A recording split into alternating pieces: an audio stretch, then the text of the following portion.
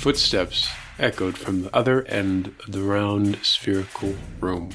Eve turned to react, but as she did, her body was bound by invisible cords and bindings. A woman in a brown runic cloak held out her hands in front of her and stared with a delightful mischief in her eyes at Eve.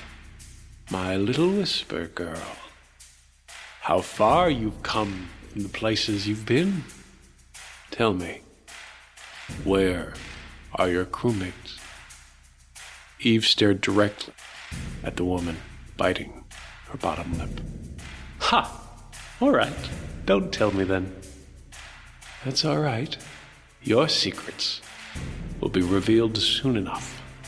The woman turned, and with her, Eve followed, hovering in the air, the two of them slowly gliding down into the next room.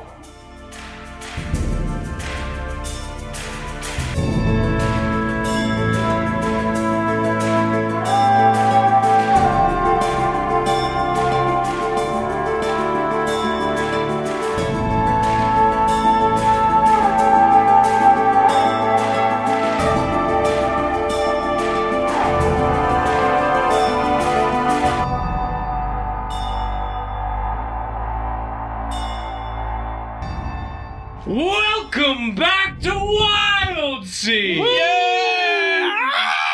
Back at it. We are joined once again by Michael Thomas Grant, Sam Gullo, Dylan Ballardinelli, and of course yours truly, Joe Prada. We do not have Will Mercer with us today. And we're better for it. No, whoa, whoa. Will, if you're listening to this, I love you. No, Will is... Whoa, Will, you have that recorded. Holy shit. You can use that. That's a big deal. It's a big thing. He's never said those words to you in his life. That's a huge get, Will. Don't you forget that. You'll never hear that again from any of us. We made that happen for you. God damn it. I will argue in court that it was just a bit. Oh, no. No, Will has been very busy lately. His work just picked up, and so we are recording without him, unfortunately. But he's in safe hands at the bottom of some hole. Yeah. That nobody knows where he's at, so he'll be fine. You said safe hands at the beginning of that, and I think you need to re-choose. My hands are very safe. New choice. My hands are big. New choice. There we go. My hands are bad. Bad hands. He's in bad hands. Bad hands, the bottom of the hole. Bad hands, the bottom of the hole. That's title of the episode. That's a whisper. Yeah. That's our whisper. Bad hands at the bottom of the hole. Bad hand, the bottom of the hole. Wait, actually... That's a pretty good whisper. No, that's where Will's character is right now. That's what we're saying. That's what we're saying. That's what we're saying. Oh, I thought you meant Will. No, Will's Will's character. I was Will's like, yeah, I guess. I hope Will's not in the bottom of a hole. I threw him down a well before I came here. Okay. Will's in a well? Will's in a well. Okay, good. Will's in a well and bad hands at the bottom of the hole? That's who did War of the Worlds, right? Will's in a well. All right, recap. Rise, Vennick. I'm trying so hard. I can't. No. I'm just so tired, guys. I'm trying to laugh. I'm doing something important. He doesn't do this often. I don't. Oh shit! No, I'm having a go of it. You have a Patreon, right? This all goes to the Patreon eventually, right? We're back with Joe, Dylan, and I. Michael had to step away. Michael had to step away. He had to go enjoy the laugh that he's having. I'm actively deciding not to wipe the tears. Michael needs this. Michael needs this. Okay. Good. No. No, but continue. Continue. I'm just gonna sniffle. Okay. We see Vennick clinging to the face of the spectrapede, having just fed the ravenous monster the remaining 4 ghost spore bombs in one Vennick-shaped sack. The spectrapede, thinking it had caught its prey once again, consumed all the bonds in one greedy chomp. The giant insect is still burrowing deep into the earth. Vennick, your grasp on the monster is becoming loose as the force of all the gravel and stone is becoming too much to fight against. You know that this monster is ready to blow, but you also know that your crewmate, Reverend Rise, is still trapped in the belly of the beast. What do you do? I I think Vennick kind of has a decent amount of faith in Reverend Rise. Faith, good, yes. Yeah, whether it applies in the moment, Absolutely. I don't know. Yeah, we'll find. We're gonna find out together. Yeah, Find out. he waits till it's by the probably the equivalent of its lungs, and then whispers the comforting dark. You climb to the area. Like you climb down, or you wait for the bombs to digest. I time out the digestion process. Okay, gotcha. And then just kind of like locking myself into the mandibles, and then Gotcha. As you're timing this out, I would say about 5 seconds go by. In that 5 seconds, I want to cut over to Reverend Rise. Sure. Reverend Rise, you're still in the belly of the beast. Your soul, your essence, slowly being pulled in, starting to dissolve. Is there any change in your current attitude at this very moment? Let's see. I think he's pretty upset at himself for getting here. I think there's a part of him that like knows that like we're dancing on the edge. We're dancing on the edge of something here. But if we're gonna go, let's go out like a kidney stone. So he's gonna try to pull his mental faculties back because he can't. He's not like he just has to like go back into his body. It's kind of the only way for me to like actually make any impact in this. Yeah, because spirits, not a lot of tangibility on the world around them. not in this current state. No, Copy. Because I'm like being eaten. you're being eaten. You were forcefully ripped away from your body, not created as like some sort of blood. Right. So yeah. Yeah. He's gonna think about all the times that he's had and like all the friendships he's made and lost and the world he's lived in and the craziness and the wildness all gonna like flash through him. And you know, he's been having this thought like maybe the world doesn't need you right now, but the people out there need you right now. So you gotta get your old man ass up and out of this sphincter. Hell yeah. What's the Cool. Make a pool. Okay. As this is all happening, I'll give you a moment. Luca, you are just climbing out of this 10-foot pit with this giant, like, propane canister-like flare in your arms. You do not know where the spectrapede is. You don't know where your friends are. You get out of the hole and you see that both Reverend Rise and Vennick are no longer, like, anywhere to be seen. You're alone in this, but you still see, like, all the spectral, villagers kind of like egging you on, telling you to go, quick, go, quick. And they're pointing over you to this thing that it very clearly looks like explosive. A mortar? Yeah. What do you do? I think as I get out of the hole, like that sort of like adrenaline rush from that spite and anger is kind of dying down. I still have a little twinge of it, but it's helped clear my head a bit more, so I'm not in the panic that I was. Yeah. I can feel like this is something. This is important. This is priority number one right now. Mm-hmm. So I'm gonna rush over and get that flare in there. And as I set up, I'm gonna pull out another tape, get it ready, because last time I did some sort of sound thing, it pulled it to me. So I'm hoping to draw its attention with this. Gotcha. Spread my wings, plug in another tape. Perfect. You take the flare canister to a scrappy-looking motor cannon that is pointed directly into the sky. It is made of solid metal tubes that are welded together and held up by mounting plates and steel rods. At its base, you see a long, sharp needle with a corrosive point that is meant to trigger the flare. You drop the canister into the cannon, and it meets the spike, and a loud pop and a sudden wave of force knocks you back hard against your chest, nearly pushing you off your feet. The flare launches into the air at breakneck speeds. Rise, what is your pool? I think it's just going to be brace and irons, which has never failed me once on this podcast. Not once. Roll Not once. Not once, not one time. Now, there's no mechanic of like, can I use a whisper to bolster this? You can use a resource. Yeah, you could use a whisper to bolster this. Okay. Yeah. What does it do for me? It adds one more die to your pool. One more die to my pool? Mm-hmm. Sure, I'm going to burn a resource then. I'm going to burn a whisper. What whisper? Path to return is not as easy. Oh, that's so cool! That's really good, yeah. It's never failed me, guys. Hey, that's a 4. And it's also It's a 4, and it's 2 twists. Two well, yeah, fours, one a twist. 1 and a 1. Oh, wow. That was Damn, dude. Damn. You told me don't make a new character, and this is why I'm telling you I should have had one in the pocket. Okay? The dice and me and the dice, this all right. scene, not happy. It's not a failure. It's just a conflict. I was actually really hoping that you were going to roll a conflict. So, Yeah. I did. yeah. The bag I threw you. The what? The bag I threw you. There's more dice in there. Oh, yeah. Oh, there's yeah. more dice in there. Get some Where did I good put some it? good Yeah, get some mo- good. This is. Yeah, let me try These different dice dice. are listening to me. Yeah, get some good I mo- wanted a conflict out of Tell this, those so- dice to shut the fuck up. Dice, you're doing a great job. These are my dice. You gave him a conflict. If I didn't add a resource and you told me to make that at a cut, which generous that you didn't, No. I would have rolled 2 ones. Statistically, probably not, but Dylan, yes. You would have rolled 2 ones. You say this whisper out loud to yourself. And again, the whisper was, The path to return is not as easy. the path to return is not as easy. And you're climbing through this viscous, and you're using your hands. And something that I asked you off of the podcast was, does Rise, his spirit form, is it the same as his physical form? Because his physical form is just kind of an amalgamation of, Yes, and Michael and I talked a little bit about it. yeah. Yeah. He's a gorilla.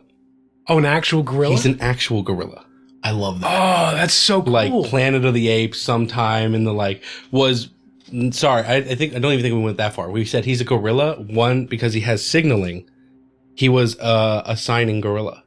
Oh, neat. Yeah. Gotcha. Hell yeah. That's really, really cool. I love that. Yeah, oh yeah, and he has we added a new little piece to his toys, which around his neck is like a Tamagotchi, but it's a little gorilla guy. That's So there's a world where you were never a real live gorilla. just a Tamagotchi. You've always been.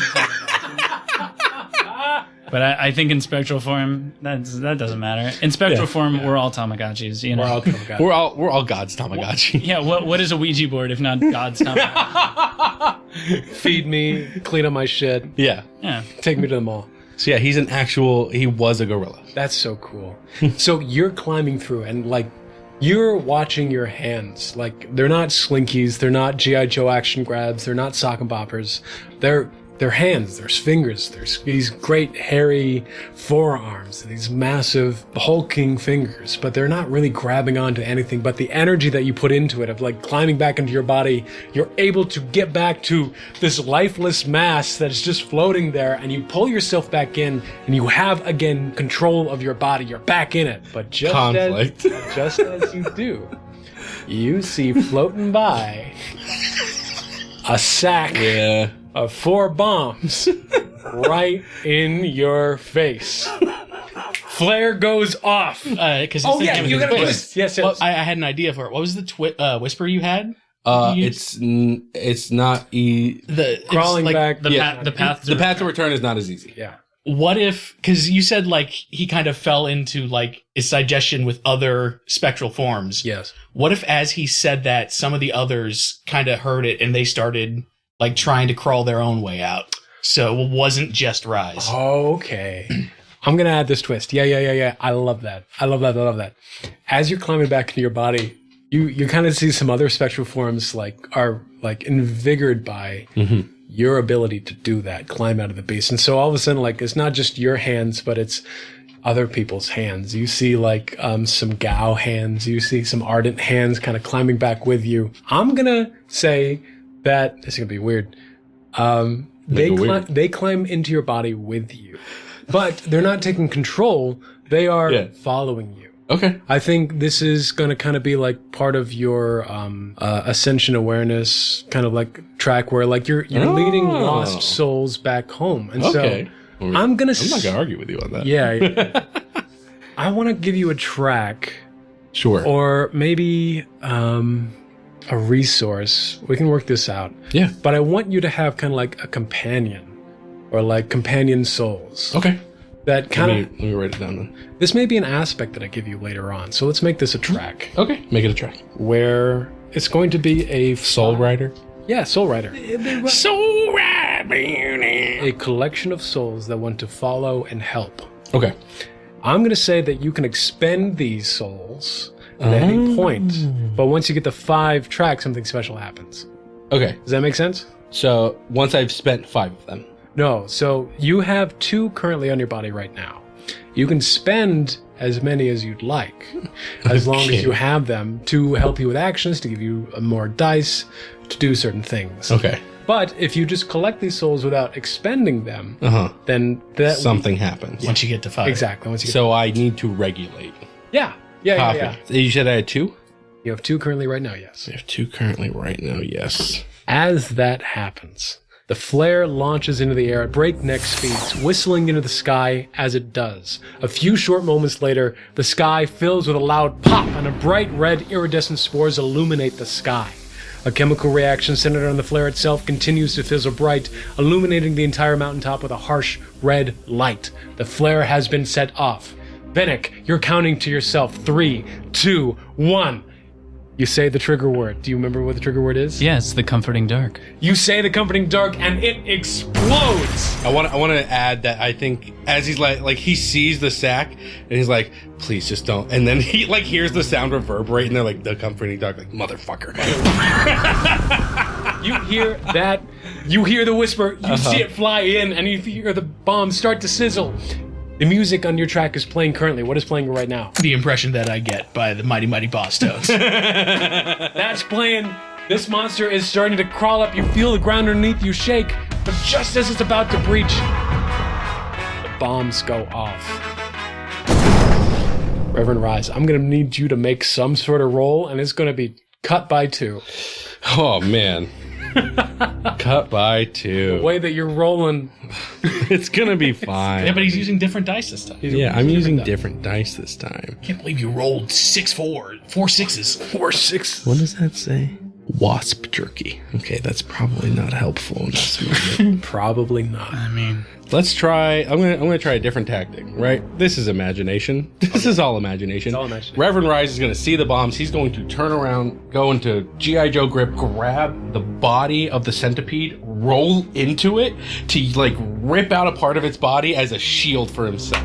Can I make it a break iron? Yes, absolutely. And instead of the 2 cut, I'll make it a 1 cut because you are physically bracing yourself for impact. Yes. Cool. Go for it. God damn. It's gonna hurt. Don't. Come on. Don't, please don't. I need 1, baby. A 6, a 5, 4, and a 2. Okay. Okay, 4 Conflict. and a 2. It is still a conflict. Got a Not 5. bad. No twists. Okay. Not bad. This worm centipede spectrapede breaches just at your feet. And you're getting engulfed, get caught in the pincers again, Luca. And it starts to tower up into the air, like it's going for like a tower up into the sky. you see me on like underneath you on the mouth. Probably like the thing keeping you from going into the mouth is me like holding the mouth open with my foot on my arm. Do you give me a roll to catch Luca? Actually, I'm still on the front of the thing. I was say, can I like just try to grab onto him as I'm falling down its gullet? I'm gonna say I want. How about let's have you roll it as well. Let's have you both roll. Because I want to see the outcome of both of these. Okay. Because if you get a failure, and he gets a conflict, this would be really interesting. Okay. Yeah. Okay, so would That might just fall. Vaulting Grace work? Vault and Greats works perfect. All right, rolling, boys. Five and 5 and a 2.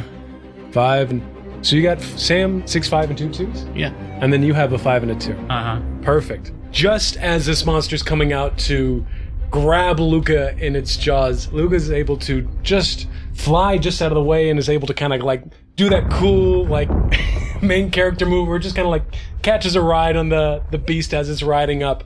But as you go to grab like a part of the monster, a hand meets your hand and you just grabbed onto Vennick, and Vennick just pulls you up, pulls you out of the way. As you guys are kind of rising up into the air, the belly of this beast just bursts. The explosion goes off, the ghost spores explode. You brace yourself enough where you don't take full damage from this explosion, but what actually happens is that the monster splits in 2. So as it's riding up, it just keeps going up. And you guys are now attached to the part that is going, just the kinetic energy of it. Great. And it's going like into like the spores that went off, right? Or- Yes, it is going into the air just where the flare is off. rise, you get blasted back and out of it. Uh-huh. You are knocked like 20 feet away. You want me to take damage? I don't think I'm gonna give you damage, but I'm just Okay. gonna put you like half a mile away. no, Joe, that's insanely far. that's so far. I'm not gonna put you that far. But I am gonna put you like 50 feet away from all. That's fine. You get a free ride out of the town. I'm back over the mountain. You go into the cave, through it, all the way down. Yeah, crash, just dodge all the fucking traps. Hi, Simon. Hi, Steve. Hi, Simon. I was gonna say I did roll. There was doubles on that, so Alright. if there's a twist to it if we want it. Luca does get a twist. What is the twist, guys? They're half mile. Is there air where you're going as a whisper? I like that. Yeah, is there air where you're going? I think you have a passing thought. As you're rising up into the air, you're seeing the ground leave you. You're watching this monster like just disconnect from itself and keep going. And I think there's like a floating whisper that's just been in the air this whole time above this camp, and you catch it with your head and just kind of like, how's the air up there? Or what was the whisper? Is there air where you're Oh going? yeah, is there air where you're going? I love that it's just hanging out there. Definitely of somebody who found out immediately. Exactly. I will say in this brief moment where you guys are airborne, you do get an aerial view of this mountain range. There's another peak that leads back down to the other side of the mountain. Mm-hmm. Again, this is pitch black night, so you're not able to make out much, but you're able to see features and shapes. Giant fireworks just went off. Yeah, you're able to see it's illuminated enough in this red spore light. You're able to see very, very close to this camp, like maybe a mile away. The canyon dips down really quickly into the fire. You guys have the clearest view of the great fire that you've ever seen. It is terrifying to behold, but you're not heading in that direction. You're able to see the camp. Also, further down the mountain towards the direction that you guys were heading in, that you would be going in the morning, you see the remains of another spectrapede. And from your angle, you're able to see that there is a group of settlers who look a lot more like hunters that are running to the camp. It seems that this flare has signaled them. So that you're able to kind of put these two things together. Okay. And you guesstimate that they'll probably be there within like the next 10 minutes back at the camp. Okay. You're able to get all that in about 5 seconds of processing. Yeah. About a half mile away. Oh, reinforcements! And then you guys start to descend back down with this monster's face. What do you two do? Here's something that might be fun. Okay. Does this count? A new episode. Does this count as a new scene? Yeah. Great. Yeah. Because I would love to use my tool belt. Because I have a winter jacket fur and a decayed spoop sample. The from the ghost spores that were thrown at us in Yes. episode By 2 Jarvis? By Jarvis. by Jarvis the thief. And so I think I would like to try and basically imbue the winter jacket fur with make almost like a hang glider or a paraglider or failing that, just something that is soft enough that I can egg drop myself into the back into the ground. Okay. I will say that you are currently hand in hand with Luca. Yeah. So crafting with two hands is going to require you to let go of him. I'm gonna wrap my legs around Okay, yeah. like I'm As you guys normally do every night. Yeah. I'm behind him. I'm behind him. Wrap my legs around. Like how you are so- every night. And Yeah. and When you guys go down on the couch and you guys are sitting behind each other, Yeah, laying exactly, embrace, exactly. watching Dexter. Yeah, that's what it is. Yeah. Yeah, preparing for the next episode of Dissecting Dexter. Yeah, exactly. You don't need to explain too much to us. Yeah. Okay, cool. Just for viewers, Give them an insight. yeah, they don't read all of Joe's fan fiction. AKA my diary. Yeah, exactly. AKA So dissecting Dexter. I'm basically just using the back of your leather jacket or of your denim jacket as a work table. For Are you okay with this, Luca? You were suddenly. I didn't ask that. Right. I think as I feel him crawling onto me, I try. Luca's first instinct is just, oh cool, hang on, dude, and I'm gonna try to push at as it's falling, push away from it because I still have my wings spread, playing the music, and just try to simultaneously. You're gonna try to glide. Glide as well as I can, supporting the both of us, which is probably gonna be a bit of a problem. So I will say this: you wrap your legs around Luca, get ready, you pull out all your ingredients, getting ready to craft. Luca says something unintelligible. The wind past your ears can no longer hear. Yeah. But you see his wings open up. Mm-hmm. Two things happen for Vennick. Either he can choose to glide, or his work table has now gotten larger. What is it going to be? I think he likes his idea better than anything that is happening in reality. Then we're going to have contested rolls. Great. Go ahead and roll to glide. Grace and Flourish. Grace and Flourish is great. This will be at a -1 cut. Okay. And then you Concoct and Sharps. will be at a -1 cut because you have a bigger work table now. Yeah. All right, give him a roll. -1 is still a 6. You got 2 6s, a 2, and a 1. Oh, Got 2 6s, a 3 and a 2.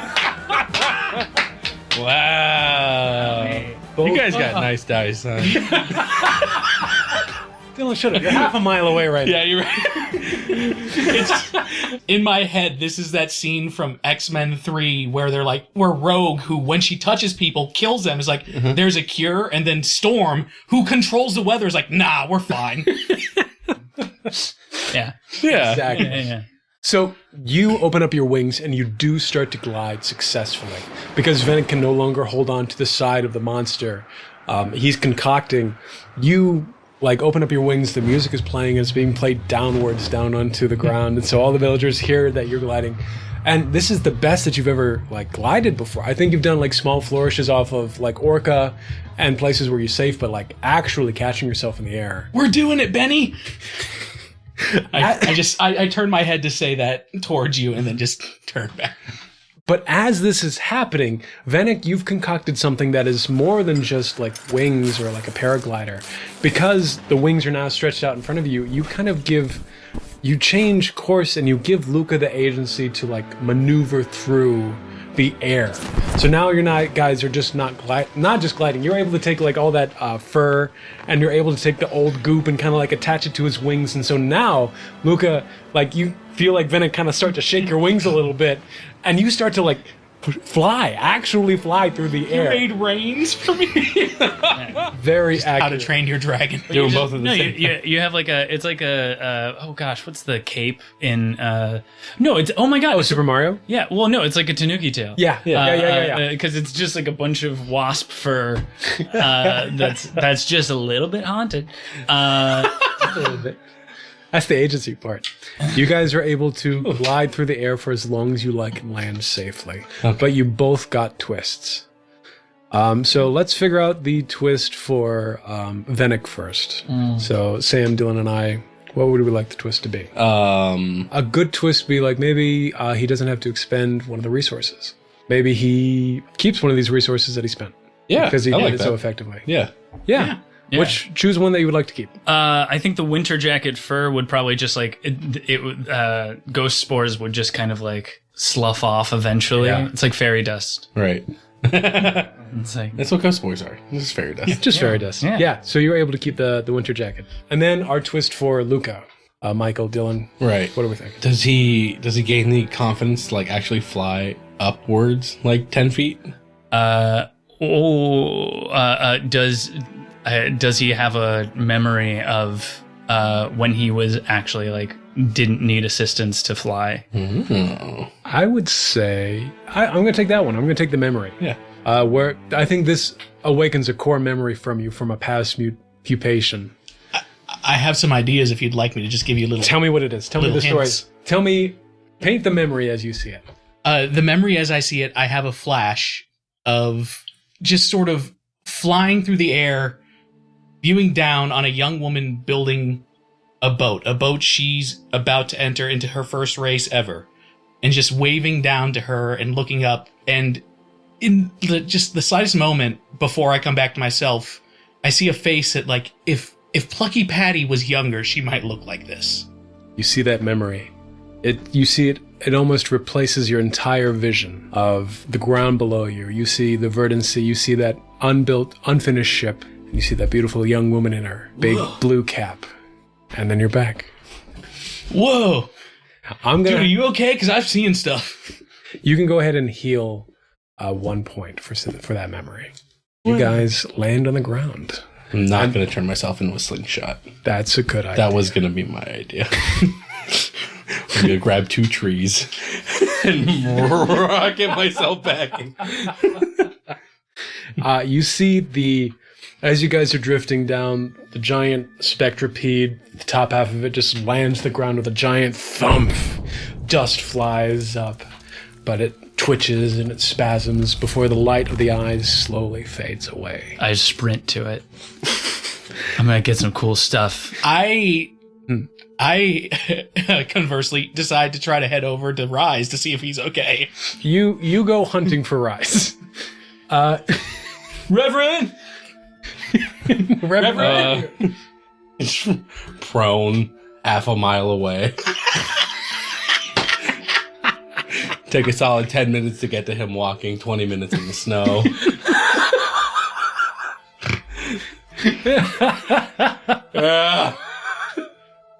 Are we dead? Oh, have I found you yet? You found him. Yeah. You found him. He's just Yeah, we're gonna wait 20 in-game minutes. Immersion. We're gonna beat the shit out of Dylan.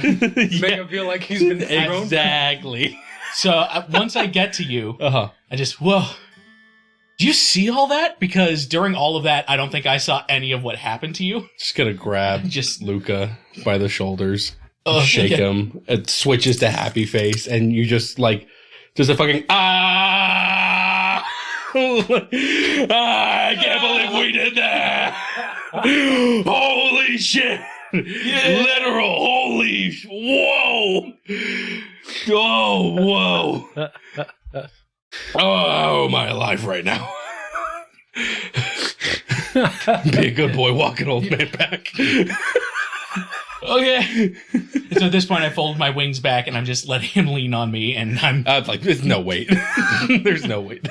You walk back to the camp, Reverend Rise trailing behind you. Both of you mystified about the scene that just happened that you were a part of. Vennick, you're able to grab some loot. Is there anything in particular that you want to grab from this giant beast? I think when Vennick has had close calls in the past, there is something to figuring out what weak points he missed so that this doesn't happen again.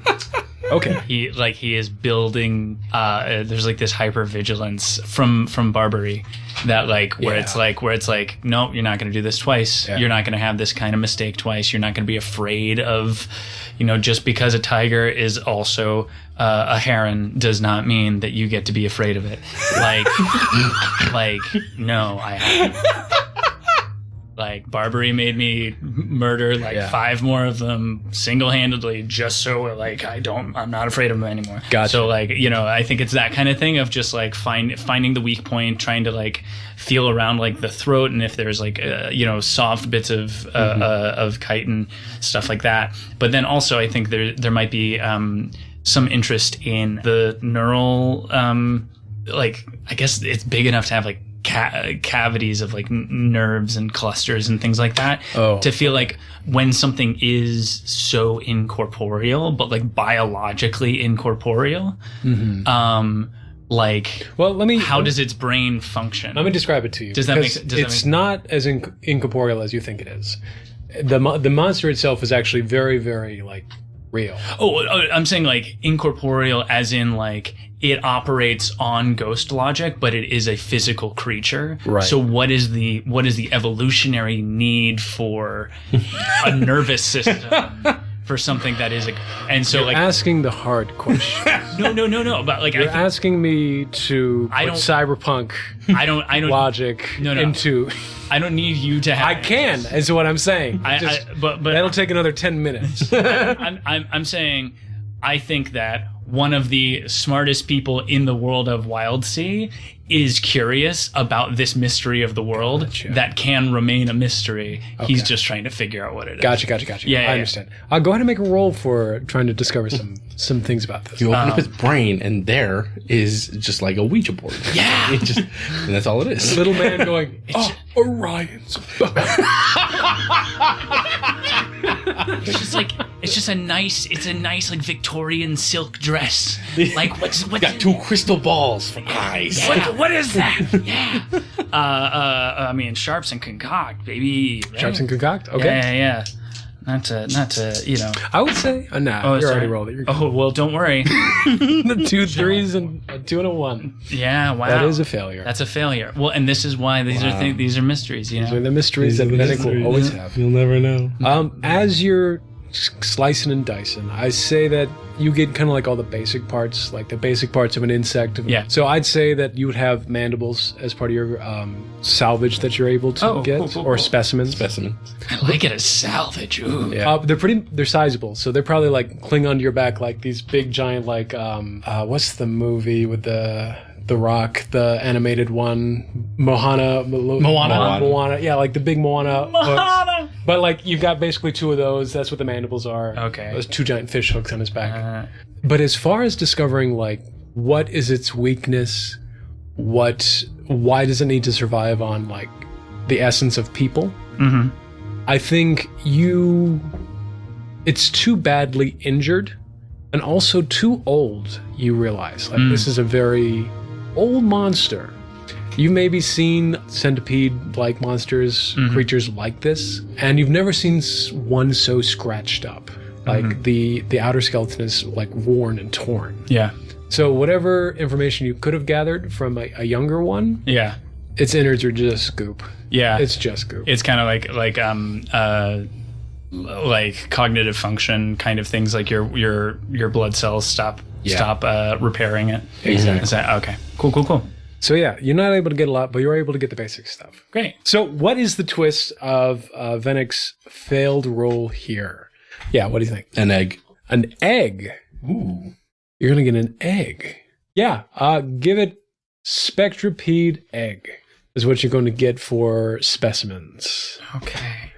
Neat. Yeah, you're digging through the head of this thing, or maybe you've moved on to like the bottom half of it, so the one that's kind of still in the dirt, and you're digging through and you find what looks to be like the reproductive organs of all this stuff. And you figure out like, hey, oh wow, this is like an egg that has been fertilized and has the potential to grow. Gestating. As you guys are back at the camp, you are helping out the villagers get back to their bodies. You're helping kind of rebuild, kind of restructure them. The flare is still in the sky, burning red, burning bright. At a certain point, Reverend Rise, I think you have, again, the opportunity. I think some of these people are just kind of like, oh, you're really strong. You're a sort of protector. You're a sort of like, what is it? The leader of a flock of sheep. Shepherd. You're some sort of shepherd. If you would like to give me like some sort of charisma roll for people to join. I have charisma. I have the Riz. If you're trying to convince people or just trying to... I have to first convince you. Convince me. That I have Riz. That's right. You are a gorilla. I knew that. Yeah. I'm a gorilla. Tamagotchi wanted that. Yeah. If you want to, you don't have to. No, I would love to. Okay. Let's do something sense and iron, force, determination, and willpower. Yeah, let's do that, because I think letting people see how strong of a person you are, I think, is also a demonstration. Yeah, I'm just gonna lift somebody's roof back on for them. Yeah, sure. Yeah. How many dice is that? 3. 3 dice. Yeah, I think the creators of this game really dropped the ball not putting a Riz stat in there. Yeah. Because it's clearly needed. 5. 5, a 2, and a 1. Yeah. Okay, that's a conflict. I say with this conflict, I think you're not able to get as many people as maybe you were hoping. Okay. I don't know. What are your expectations on this? I know I kind of... I think, you put it on me, right? Yeah. My expectations are to win. That's good. Success. I think Rise's expectations in this moment is he's trying to calm himself down, Okay. right? By doing things that he knows how to do, like make people comfortable, maybe a sense of like the trouble is gone. Acts right? of service. Acts of service, right? So he's trying to get himself back into that, but he feels a little weird in the shoulders, like I don't know, maybe there's some hangers on that he doesn't really know about, and like I think there's also a lot of like, hey, I'll help you put your roof back on, and they're like, I first need to find the body of my son. Right. You know? Right. I think that's palpable as you're doing this. I think everyone notices. I think Vennick, Luca kind of see this as Rise is doing the hero shit that he normally does, like helping rebuild, helping people. He seems a little shaken, and I think that's visible. Yeah. And a little more than you've ever seen him. It feels like maybe this fire is kind of like puttered out inside of him. But he's still putting on the big face. He's still putting on a strong show. He still wants to be there for people. But as far as like what's going on for himself there, it may seem a little diminished. And so I think that what is able to be perceived by other people, I think a spirit comes up to, or one of the village people in their spirit form says like, I want to help you out. And I think they willingly join your flock as like a form of support. Of like, I want to be there for you because I see that you're in a very like low state right now. So go ahead and add one more to that track. Great. And I should use these before it hits 5? If you want to. If I want to. If it hits 5, something cool is going to happen. Oh, something cool happens. Something cool happens at 5. Okay. But you can use these to like add an extra die, increase the impact, get rid of cuts, stuff like that. Cool. Great. Even do lucky shit. Like, do you remember like in Kingdom Hearts where you had like all the summons? Like that's what it is. That's just what it is. You tell me I can summon Simba? Yeah. Jiminy... No, he's not summoned. The Stitch? Stitch. You can summon Stitch. You can summon Chicken Little. Holy shit. Summon Chicken In Little. the latest one, you could summon the Astro Blasters. Yeah, you could summon Astro Blasters. It's all rides based. Yeah. I mean, they still had the summons, but it was like an on top of like, we're going to add more Disney shit into this. So you can bring Astro Blasters in. Cool. I'm going to bring in the fucking Tube Ride. That was awesome. Okay. Hey, Dylan. That's fair. Hey, what's up, man? Why would you say that? Why would you? Why would I not commit to Dylan? It's real. Come on, man. Yeah. It's all right. The dice will take care of them later. Just give it. Dice are going to take me out back. Luca, is there anything that you would like to do in this moment? As we're guiding people to their bodies and like the souls to the bodies and stuff, as more people are getting in their bodies, and I notice the like tension rise probably from everyone being around him.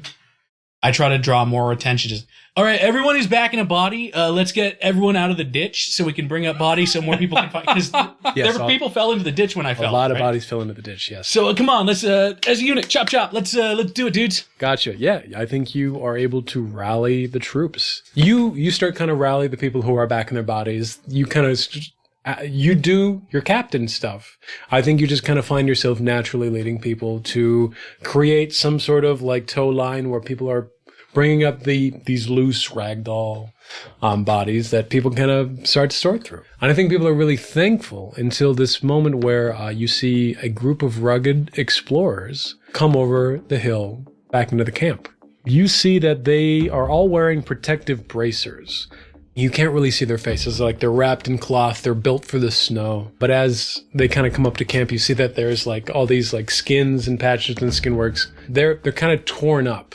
But one thing that you do notice is that hanging from all their furs, all their tanned hides, all their clothing is that they have like these strings of like stones, little stone rectangles. And on them are runes. They're really, really small. Like they're no bigger than like a thumbnail. But as there's so many of them, you kind of see like they glow, they glitter in the darkness. Like there's some sort of magic caught in them. As you're looking at these people, I think you'll all see this. Everybody's here kind of watching. As this group of people comes in, more people rush over them. I think they kind of abandon, start Like, some people abandon what you're trying to do, Luca, to kind of go greet these people. But as you guys are looking at them, like, some of the stones are still glowing, some of the stones aren't glowing. Some of them have, like, these giant spears as weapons, but one stands out as the leader. And you see he kind of, like, starts searching through the people, and he goes to the Ironbound, who told you about the flare. She originally, her spirit looked like a woman, but you found her body and she was this big torn up ship. And yeah, they kind of come together, they embrace, and they start talking. She points over to you guys, and this man approaches you. Again, he's all covered up, so you can't really make out what he actually is, but I think as he gets closer, it's very clear, like, his legs are thin, very much the traditional, like, appearance of a Mothran. Compound 9's kind of peeking out at you, and he says, "So you took one out, huh? Who do I owe the pleasure of thanking for saving my settlement?" I mean, I'll take that if you want. Sure. I mean, It was a team effort. I like put both one hand on each of their shoulders. Like It's just very. it's a team effort, dude. Hi, Captain. No name. Nice to meet you. Oh, Captain No Name. Yeah. It's the name of the ship. What can we do for you, dude? And he just kind of like shakes his head. He says, "My name is Walslow. Walslow Turnpike. Thank you so much for saving this settlement. I appreciate everything that you've done. How did you defeat such a terrifying presence? You have experience. I will let Vennick say everything that happened, but I have to ask you. Sorry, this is kind of just a little pressing because have you seen a gal with you? Very weird. A gal. Very mellow and chill. yeah, we haven't seen a body yet. I think in this moment, Luca is remembering. Oh yeah, Simon's not here. Oh, Si? And he says, he kind of points over to his hunting party. He says, like, there's some in my group that are This would probably be a stranger to you. right. I haven't seen. I've just come here. But if you haven't found him, then I hate to say that maybe he's been lost to the beast. I was deeply in the stomach of that thing, and I don't remember seeing Oh wow. Simon in there. I think you guys remember, before you guys went off into the fight, you guys did see Eve run off in her spectral form towards something in the distance. Yeah, oh yeah. You don't know that there's a cave, it's just the distance. And then you saw Simon chasing after, and then you guys chose to go into the fight. Right. I think there was that moment. And I think in this moment where you're talking to Walslow, I think you guys kind of put that together like, oh, he wasn't actually a part of the fight. So I'll let you guys do with that information. Yeah, I mean, he probably would have jumped to one of our defenses. I will say, what were we going to say, Sam? I was going to say, just because I've gotten written down in my notes, I remember that when I saw the spectrapede, I had a memory of being part of a cult that was lost to a calamity, and that it still exists to this day. One that's not super friendly. Looking at their runes, the runes on them, does that trigger any sort of sense with that? Give me a roll. Gonna go with instinct and sense. Yeah. Sam, you just rolled 3 6s. I did.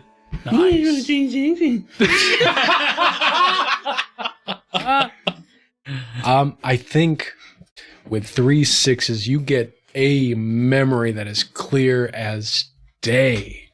You are walking like that's so Raven moment. A brain blast in Jimmy Neutron, if you will. You are you're fixated on the runes on this guy's like chest that are hanging from like twine and twigs that are attached to his camouflage outfit. And you're transported. You remember the dream that you had earlier this night where you were walking down a cave in these white robes. Then in this memory, you find yourself again deeper in this cave, but then you are surrounded now in a room that is made of runes. A dome-like room that domes down at the bottom, a perfect sphere. And on all the walls are runes of protection, written to protect you and your family and your loved ones from, you don't know. Can't remember. You don't know that part anymore. But you remember walking down through the middle of the sphere. There's a perfect hallway, a bridge that connects one end to the other. As you're walking down, you turn behind you and you see that the door is being sealed off. Time is coming, but you don't know for what. You continue to walk down this room. And there's a path. There's a path that leads to remember. There are gaps in your memory. But you know where those rooms are from. What's the twist? It's gotta be something good, I guess. We're rolling 3 6s. 3 6s. I could give you something. Yeah, Waslow gives him his firstborn. Thank you so much. Here's my eldest, as is tradition. You gain a resource. Part of the ship, part of the crew. No. That's not what happened. Whoa, no? Damn, I thought I was cooking. Sorry, Dylan. That was good, but not good enough. I'll do better. I'll do better next time. This episode contains surprise adoption. Love surprise. Trigger warning. Yeah, The surprise, you're a parent. Yeah, you have claim of the law of surprise over this man's first child. Do you have anything? No. No, Then I think what you're going to gain out of this is a track. There's going to be a 3-mark track. It is going to be called The Sun. Is the son S-O-N or S-U-N? S-U-N. Okay. Not your adopted son. Yeah, I was You like, had my hopes up for a second I there. was like, oh wow. Yeah, we went with Like, oh, I was cooking. Oh yeah, we're doing it. So you're going to get a 3-mark. Go ahead and fill in 1. You're able to remember that. What do you do with this information, Luca? It overwhelms me for a second. Whoa. And then I look back at the Mothman who's approached me, or has come up to us, and I approach him, and I kind of like touch some of the runes, like, do you know where the dome room with these is? As you touch the runes, they light up against your hands. And he goes, oh, you mean from the cave way yonder? And he looks at you very puzzled, and he points off in the direction off towards the eastern of the settlement. You guys know, towards the Great Fire. And he goes, yeah, this is where we get all of our protection runes. Do you know about those? How do you know about those? Yes. Interesting. Yeah. Yeah. There's a second part of the question that he asked. Would love to know. Oh, I don't have that one. Cool. But yes. Yeah, there's a cave that's full of a ruin of some sort of temple, some sort of sacred place that me and the rest of the protectors here, we gain our protective runes that helps us fight against this. It kind of keeps our souls in our body. That would have been helpful. Yeah. Why don't they have any? I just point towards the townspeople.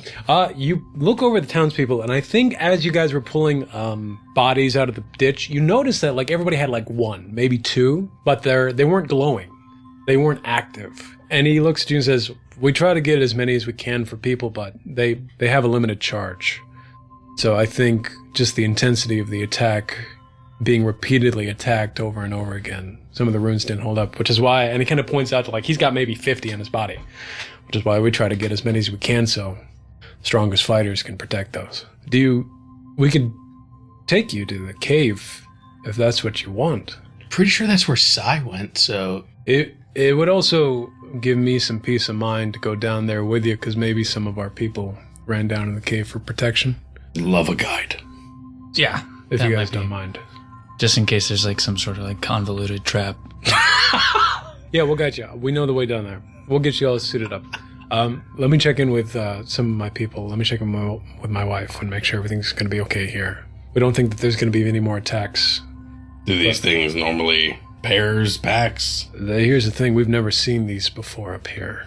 You're very well protected against this exact kind of thing for never seeing that. Let me check in with my family, All right. my friends, and I'll explain more about this as we go down. While he's doing that, I kind of want to just go over to Rise and be like, "Hey, are you okay?" Is this... Sorry, I just want to make sure. Is this a group huddle, or is this just you and Rise? I think he leaves the 3 of us, but I'm just looking at Rise. Okay, this is a group huddle. Yeah, this You're can talking to be a Rise. group huddle. I'm Gotcha. not boxing it. No. What are you guys talking about? Yeah. I'm the captain. Are you doing okay? I've been a lot better What happened in there? in the literal belly of the beast. Yeah, I know. I heard it too. Wait, you were inside that thing? Yeah. Dude, are you okay? I think first I have to check in with myself about how invincible I think I am, Hmm. with the reality of the situation that no, I'm not the man that I was years ago. I don't even know if the man that I was years ago is as invincible as I think he was. Well, I mean, you seem to have done okay. You know, that thing was split in half, and you're all in however many pieces you're made of. Well, I mean, if it helps, like, I'm literally not the man I was years ago, and look at me. That's fair. That's a really good point, That's actually. a great point. Yeah.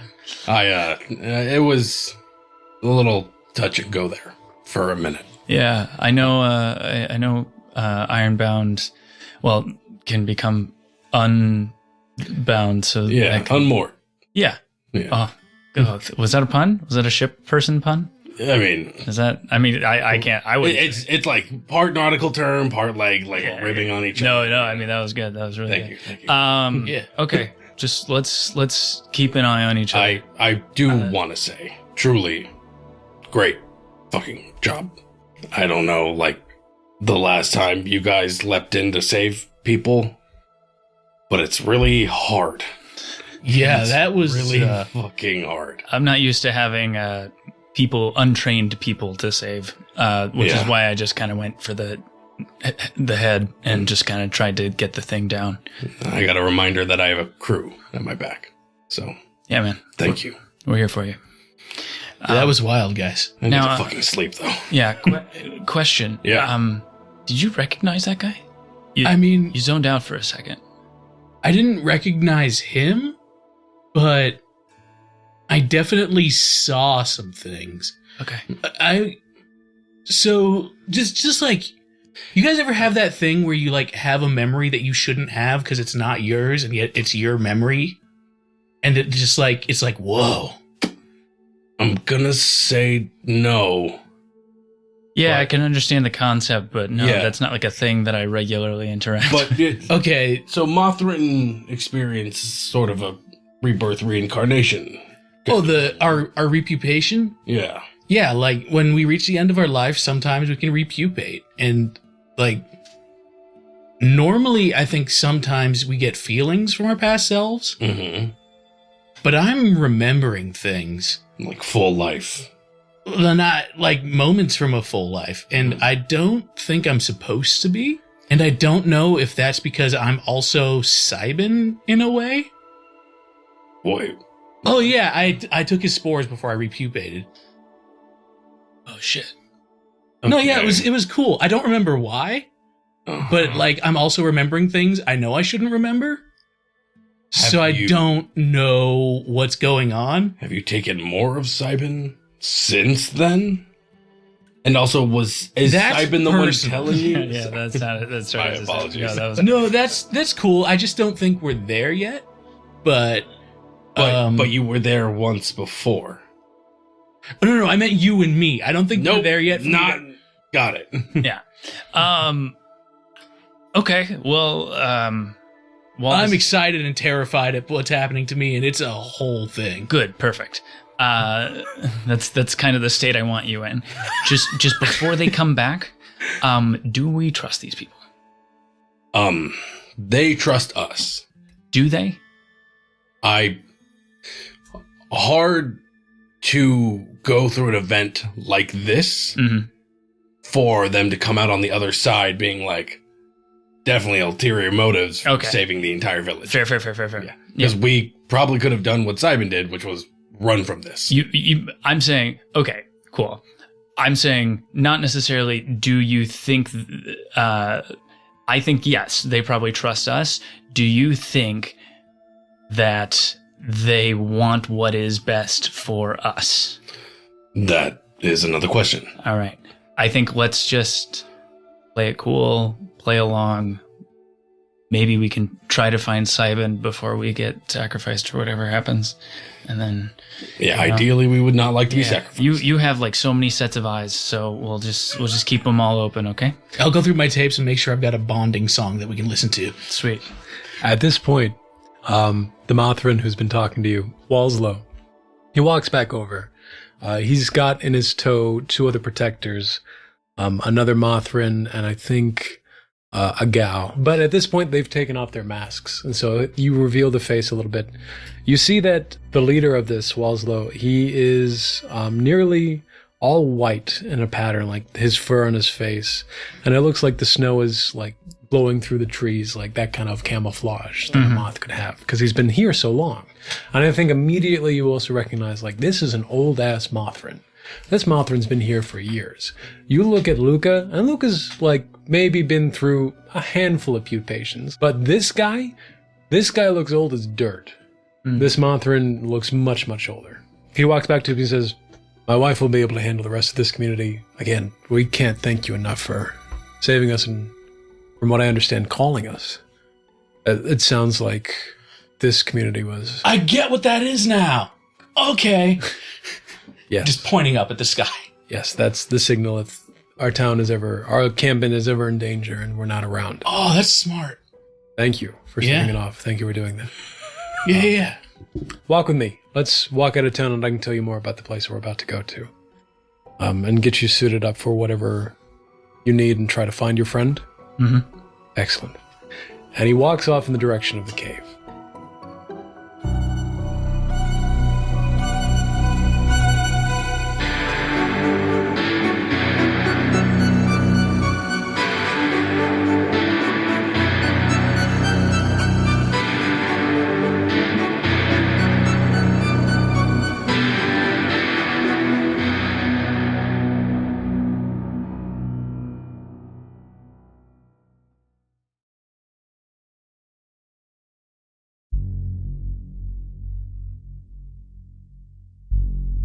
As you guys walk there, you see that it's not too far from camp. And actually, there's kind of like this trail that leads directly to the tunnel. Now that the sky is lit up, you see that like, oh, this is some place that they often go to. Mm-hmm.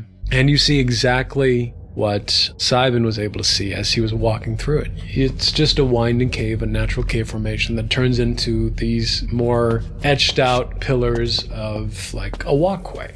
And on the pillars, you see the moons and such. So I just want to make sure right now, just so I know. So it's the three of us and then three of the Walslow and the other Mothran and Gal. Correct. Cool. Yes. They're walking with you. Walslow's leading the way. And he's going to say, like, we come down here often to try to resupply. We know that these ruins have some sort of significance, that there's something in them, because it's so firmly protected. And as he's talking to you about this, you see he just kind of like jumps down through the floor as you reach this big long stairway, and he pokes his head back up and says, very protected, magically protected. Come this way. And he slowly escorts you down the illusory floor, down into the pit. And he says, we had to kind of put some safeguards in place. So if anybody found themselves wandering without the help of the protectors, that we'd make sure that they'd be okay. What of these protections did you put in what were here already? You guys get to the bottom of the stairwell and you see that there's all these like big sacks filled with sand and dirt. And he says, we put these here. They were originally spikes. And he kind of lands down on them and says, but they're not going to pierce through these. And he helps you guys all down. This hallway, we've tried to make it as clear as possible that there's some sort of triggering mechanism that triggers them. It's very complicated, which is why we try not to let the villagers come in here without us, because we've had to pave these out. And he starts to walk you through the winding hallways, and he kind of points out the doorways of how you're supposed to kneel on this one if it's all left up. Yeah, man, I can't imagine getting through here without a guide. I can't imagine not knowing what that means. Will's not even here to defend. Yeah. I know. Looking at it with, I mean, it's actually pretty simple. Yeah. What you mean? You guys get through all 10 without activating. Jump. Can Duck a little more. Is there like are there any like spider webs or anything on the wall, or any like moss or something on the wall? Yes there is. Could I grab some and eat it? I think for metabolize for the tremor sense stuff. I'll give you some spider webs. Yeah, there's some spider webs here. Great. I just want to be able to see if there's anything around the corner. Yeah. You eat that. What is your aspect again? It's called Metabolize. Consume a specimen to gain a brief burst of sensory information related to the specimen consumed, such as tremor sense by consuming spiderwebs. Gotcha. You tremor sense with that. Go ahead and give me a roll. And it's going to be with a higher impact, yes. Okay. And it's going to be instinct and concoct. I wouldn't say concoct. You have more like a study or a sense or something like that. Yeah, sense, study, and scavenger all one. Right. So let's do a nice little 2. Well, can I roll 1 extra for the actual aspect of metabolize? No. Okay, great. Ha-cha-cha-cha. All right, 2 2s. 2 2s. That is a failure, but I think with that you find yourself in a very deep place. Mm-hmm. You realize that where you entered from, climbing down, put you really deep in the mountain, mm-hmm. and trying to feel out the space of where you're going and trying to sense if there's any footsteps, what's further down the cave, how big is this area. I think it becomes very overwhelming very quickly, mm-hmm. because there's more than just space. There is everything. Like, I think because this place is so old that there's a lot of things going on here. Yeah, I mean, also in the middle of this is probably new for Vennick anyway. I mean, right. He hasn't been on solid ground for ages. Mm-hmm. So being in kind of a subterranean space is probably a learning experience no matter what. You're outside of your element, but you definitely feel that this place is old and expansive. Mm-hmm. What is the twist? He sees a little cybin spore. Oh, you want to be able to kind of pinpoint cybin just a little bit? Yeah. Okay, yeah, we'll do that twist. You're trying to get a sense of cybin. You've been in proximity of his spores for about 2 days now. So you're able to kind of like try to see where that is at. I think you are on the right path. I think you know that. He's been here. Okay, cool. As you guys get out of the big corridor, you enter into the big sphere room. And I think instinctively, Luca, you know this as the Pit of Protection. Guys, this is the place I remembered. The Pit of Protection, man. You see the leader, Walslow, looks at you and says, the Pit of Protection. And you see like that unhinges a memory for him as well. You see 2 Mothrans triggering one another right now with their past occupations, and he goes, How did you know that this is what this place was called? It just came to me. And again, to remind you, like, it's a big sphere room, mm-hmm. a room's carved all the way, almost kind of like white marble-esque, and then a big chandelier that has like these flames on it. Yeah, what do the runes look like? They literally look kind of like Nordic runes, but really, really tiny. And just etched all along the walls. Kind of like, almost like a madman wrote all this, like sketched on the, like if you were to go into like a political building mm-hmm. with like big tall ceilings made of marble, and then if somebody just went in and wrote runes that were only like half an inch tall all over the building. Yeah, it's like a giant mosaic. Yes. Okay, cool. Yeah, I just wanted to see if it would be something that I would recognize through my like chthonic. If you want to give it a roll, preview stuff. See if it means anything. Yeah. I'm gonna go with my chthonic and I want to do instinct again. Okay. I think he's trying to figure, like, a lot of stuff is teeth and sharps for him, but that's 2 2s and a 6. You got a 6. Excellent. You know this very clearly to be some pre-V bullshit.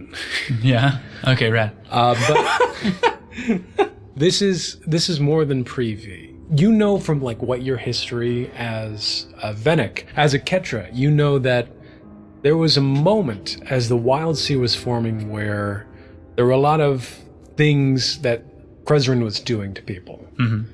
And part of it was like crazy nonsense. Part of it was like making people insane. Part of it was just kind of like people blowing up with crazy powers. Yeah. This, whatever this language is, comes from that time. Okay.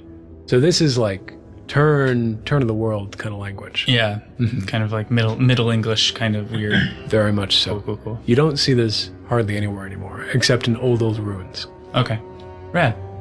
And you did get a twist, right? Yeah. What's the twist? Can he pick out one word? Or Yeah, hold on. Before I give him that, do you have the ability, if I give you one word, to learn the entire language? No. Okay. That does sound like some power that I would give myself. It's not. I like that. He's going to get a word. It's not going to be different than everybody else. What is the language that you used? I used Chthonic, so that's How many do you have marked in that? 2. Excellent. You are going to start reading kind of the runes because you recognize this language, but then you find a word that kind of like solves the puzzle of what's being written here. Yeah. And I think that word is going to be protection. Okay. You're able to get out the word protection, and I think what that is able to do for you is kind of like, oh, I can kind of cipher everything out now. You're going to increase your skill in Chthonic. So instead of 2, you're not going to be 3.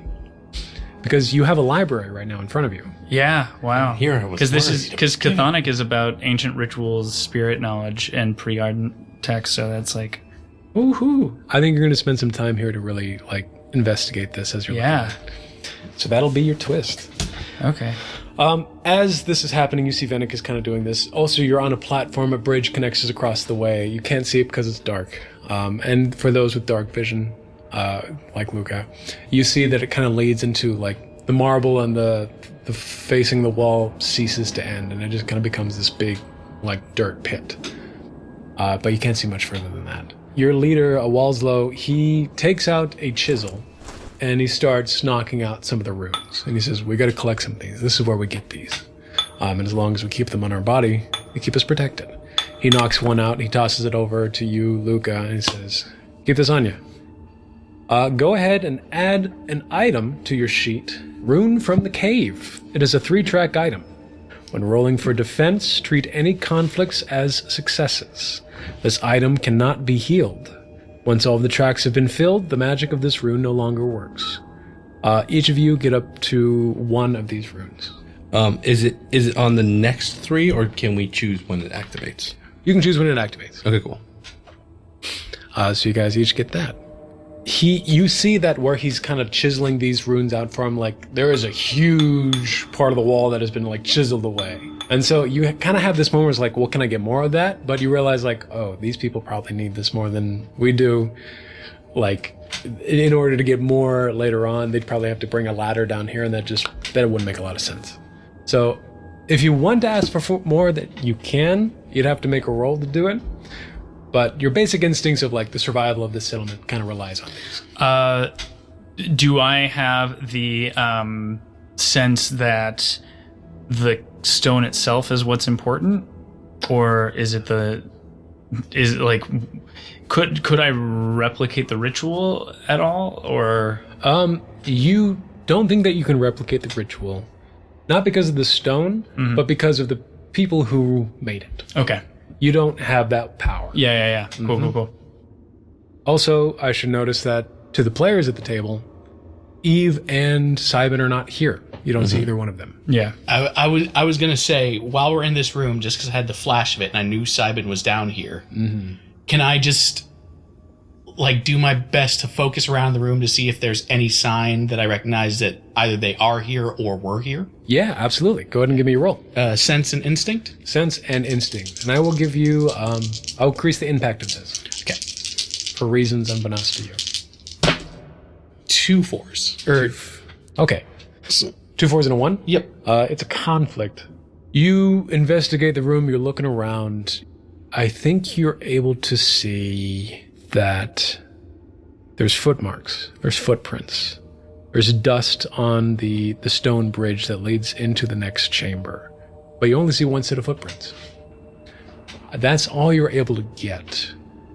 I think that's the conflict, so you don't know where the other pair of footprints went. Do I recognize those footprints? They're smaller. They're suspect that they're Eve's. Okay. Guys, you have a twist. Oh yeah, and you get a twist. I would say that maybe... Back with Captain Jarvis. Oh, he's been dead for a long time, guys. No, I I want like a nonsense whisper, like it's just a whisper that just says Scrabble. I will say no. Okay. Not that. You'll find out why Yeah. later. I think you're able to get a little bit more information about the place that you're in.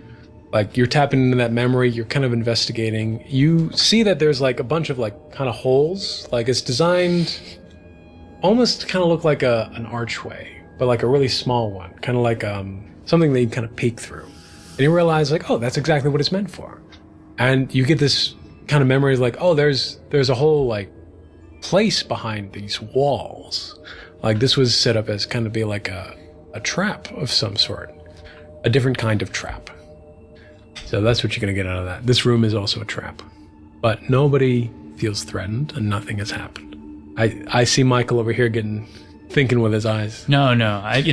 When a new person leads you somewhere, there have been a few times where Vennick has decided to be the second person in a row of 4 people and has been one of the 2 survivors. Yeah. That's fair. I think initially, after I see the footprints, I kind of turn back to you two and like, I'm pretty sure Eve was here. Then I look back and I notice things like, guys, this room might not be safe. Why do you say that? You hear Walslow say, this room is plenty safe. We've been here many times. We've never seen any trouble in this room. Why do you think it's not safe? Do you guys, and I point out like the arches and stuff, like, do you guys see that? Like that's not what you'd normally do in a room, right? What, make a spherical room? Well, like, no, doesn't it seem like there's something behind there that shouldn't be there? Was this the room that had the big pit in it? Yeah, it does have a bit. Yes is the short answer. What if a room of protection keeps something in? Yeah, that's what I'm saying. It's like Yeah. a cage works both ways kind of deal. Yeah.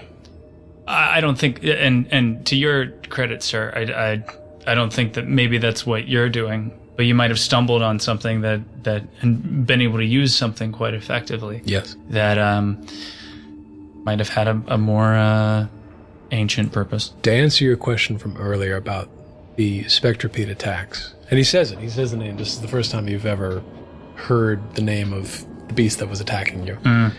He says, they used to be in the room beyond here, and that's where they were kept. We've done many voyages and expeditions in this area, and we've never gotten past this room. Not because we can't, but because the next room had a giant pit of deadly bugs that we discovered were able to rip the soul from somebody's body. And so we said it just wasn't safe enough to really go further. We understood that those creatures lived there, had no way of getting out, but the attack on the settlement tonight was the first time that has ever happened. And he stands up straight and he looks at you guys, kind of crosses his arm. He says, and I suspect it has something to do with the race. What race? Oh, the big one that just started, I guess. Yeah. Yeah, I hadn't checked the calendar. Do you know anything about What do you that? mean? I thought we were that. No, we're in the. Well, no, yeah, I get that we're running from the Tinwa Elenet, because those guys, they're tearing up the landscape.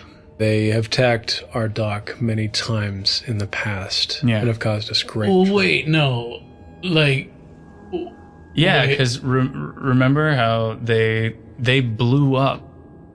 I caught a whisper randomly, but I hadn't made the connection until just now. They, I think there was a big attack or something. Rice is going to put a hand on Luca's shoulder and just give him A nod with the head, Yeah. eye contact. Go ahead and... I'm gonna nod back. Make Not it- sure why. Yeah. I'm gonna nod back. Vennick, go ahead and try to deceive this man. Great, outwit is for lying, which is What is for lying? for me. And let's say teeth instead of sharps, just because he's Vennick's is a bastard. Yeah. Okay, He's a bastard. I see a 6. 2 6s. 2 6. Two sixes? A 3 and a 1. We are having such a good rolling night. I know, yeah. Good. Earlier today, I was thinking as to like why Vennick uses he/him pronouns, And I think it's specifically so that when you call him a bastard, it fits. Like, it's like actually for zero gender reasons. I just really wanted to be called a bastard. No, Like, it's just like that's just what feels. Yeah, it's like, oh, that part's right. That's what I want to. Yeah. You say that, all I can think is, oh, because Vennick is a bastard man. Yeah. Vennick is a bastard man. He believes you. He believes you wholeheartedly, and you kind of see like the tension in his shoulders, like let go, and he says, "I haven't heard what was happening, but I suspected from all the rumors that have been going around before the races started that a lot of people were panicking, and so I know that there's a lot of hysterics going on right now. But if you don't know anything about it, then I mean, I know."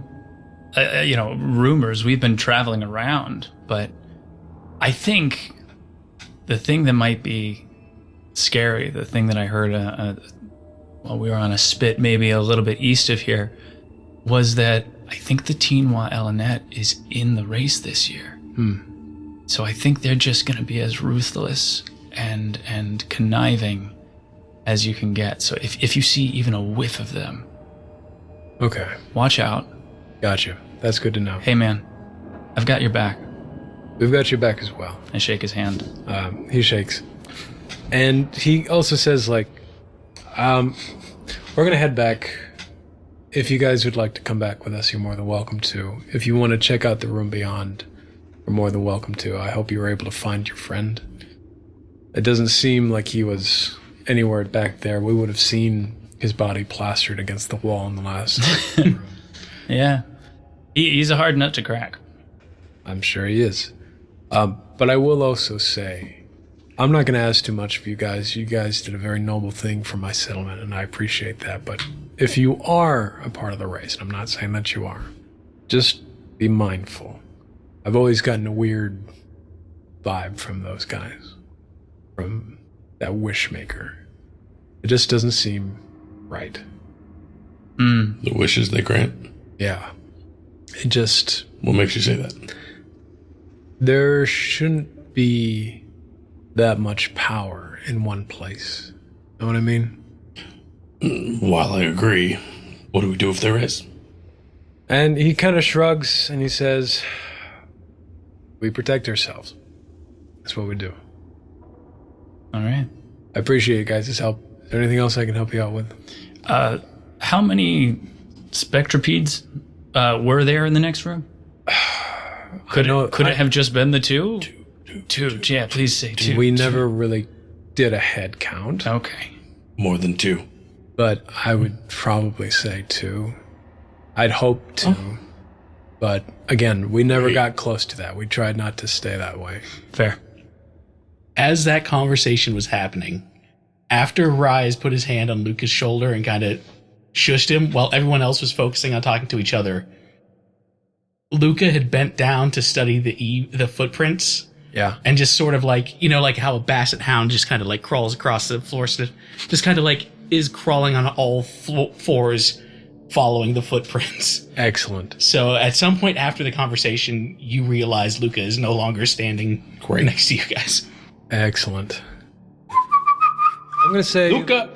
Come here, Luca! No, Luca, you're going to keep going. You're following No, Luca. Stay. You pass through the archway of the dome as you're following these footprints, because that's where they lead. And you enter a part of the cave that is less ornate and more natural. The carved architecture has disappeared, and all that remains now is a long, sloping cave that leads deeper down into the dark earth. Emitting from the cave, you hear echoing rumbles of some great roar, though you cannot make out if it is a beast or something else. Before you see the walkway that you're sniffing on kind of like breaks off. And before it is this great dirt pit that kind of looks like a mud pit, someplace that you'd keep animals. As you get to the edge of it, I need you to make me a roll because the floor collapses out from underneath.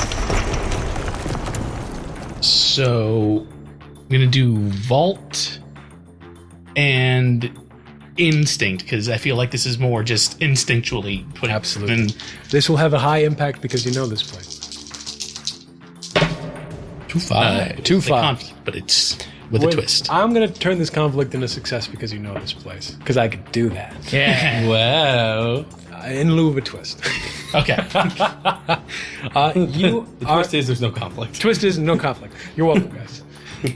You are like sniffing hound dog in these footsteps, and you come across this like break off of the ledge, and something inside of you just instinctively knows it's a trap. And so you're able to, as soon as the first sign of like crumble starts, you jump back on your feet, and the rock, the marble kind of flooring that you were standing on breaks down into the pit, and you catch yourself, and then after a few moments, it forms again. That's not... Sigh? And you hear the Eve? crumbling, you hear everything. You turn around, and I think... Yeah, can we run? Yeah. Bye. Kids, huh? yeah, he watches from afar, but he kind of says, like, he trusts you guys at this point. And then you guys rush off, and you go meet Luca. You see exactly what I described before. You see the dirt, muddy, damp walls. This is no longer a stone cave. This is no longer man-made, handmade. This is just dirt and mud. And from what you could tell, it looks like kind of a pig pen, kind of a place where they keep creatures. But you don't hear or see anything outside of a low grumble. You're all right there. You go over to Luca. Luca's called you out. He just narrowly avoided being tricked into the trap of falling down into the pen. But he's there calling out to you guys to rush over. Got it. I knew this was a trap, and I'm going to point down at the footprints I followed all the way over here. It's like, I'm pretty sure something happened to Eve. I'm sorry, where's the trap? The bridge, it collapsed, and now it's back. And it's, Can I toss something at the bridge to see what triggers it? The like, it kind of looks like a ruin where, like, as you were walking through the sphere room, the big dome, like, it was this very ornate marble walkway. Continues into this room, but kind of like breaks off as if it just naturaled the time. But as you toss the rock on the edge of that, it crumbles down. And then after a few moments, it comes back up. You see the trap is activated and deactivated. Is this...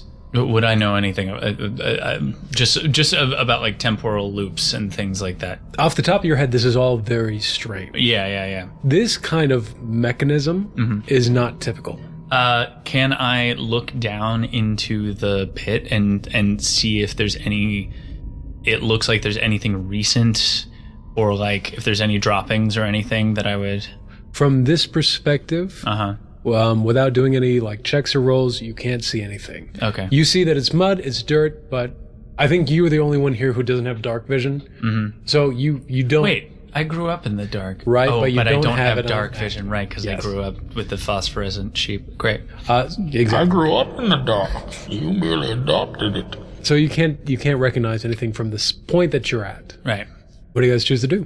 Do we think they went might be a generous word. Do we think they tumbled down? Are there any other like walkways around? Like, could we avoid this, or No, this is the only path forward. But he is a really good climber. he's a good climber? How far can you throw me? There's one way to find out. Great. Can I throw some rocks if we have time? Yeah. Can I throw some rocks at different distances to see when it stops triggering the trap? I think you know that, like, as long as you are like a good maybe like 3 feet, the last 3 feet of this walkway will trigger the trap. You know that. So you have to stand 3 feet back from the edge of the walkway. Okay. But like 3 feet, in 3 feet, but then how far down? Like How far down it goes? if he was to Hail Mary my body into into this pit. my corp, but onto the other side of the bridge, like where you The think bridge no longer goes. it's like it sorry, collapsed. Sorry. Yeah. Okay, cool. Literally, the bridge, it looks like building was stopped or like it was taken away or uprooted. So just in front of you, it is literally just like a mud pit. Okay. Nothing else. No architecture. And then darkness and a low hum. Is the hum like a person? You cannot tell. Copied. You can make a roll to do some insight into that if you'd like. Yeah, I would love to. I'm going to have Rise go for it first. Oh, yeah. He's the first one who asked. Hey, man. And then other people can do it after. Yeah, of course. Let me do cool things here. Sense and Tides? Sense and Tides, yeah. Let the man cook. Yeah, I'd let him cook. That's me letting him cook. What did you roll? A 1, 2, and a 4. 1, 2, and a 4. Okay, with a 4, that's not too bad. You are able to make out that this is not the sound of a creature. Mm-hmm. You know that this isn't the sound that the spectrapedes were making. You know that this isn't the sound that you've ever heard any normal creature make. This sounds environmental. Okay. As to what it is, you do not know. And that is the conflict. Should we try to, lower one of us down, see how far this pit goes? I don't have any rope. I mean, my arms can go a little bit. Yeah, I mean, I've seen enough people, well, I've gotten enough people stuck in pitcher plants that this feels like how you get stuck in a pitcher plant. Yeah. So, what do we want to do then? Well, actually, here, can I grab another rock and see if it dissolves when it hits the mud?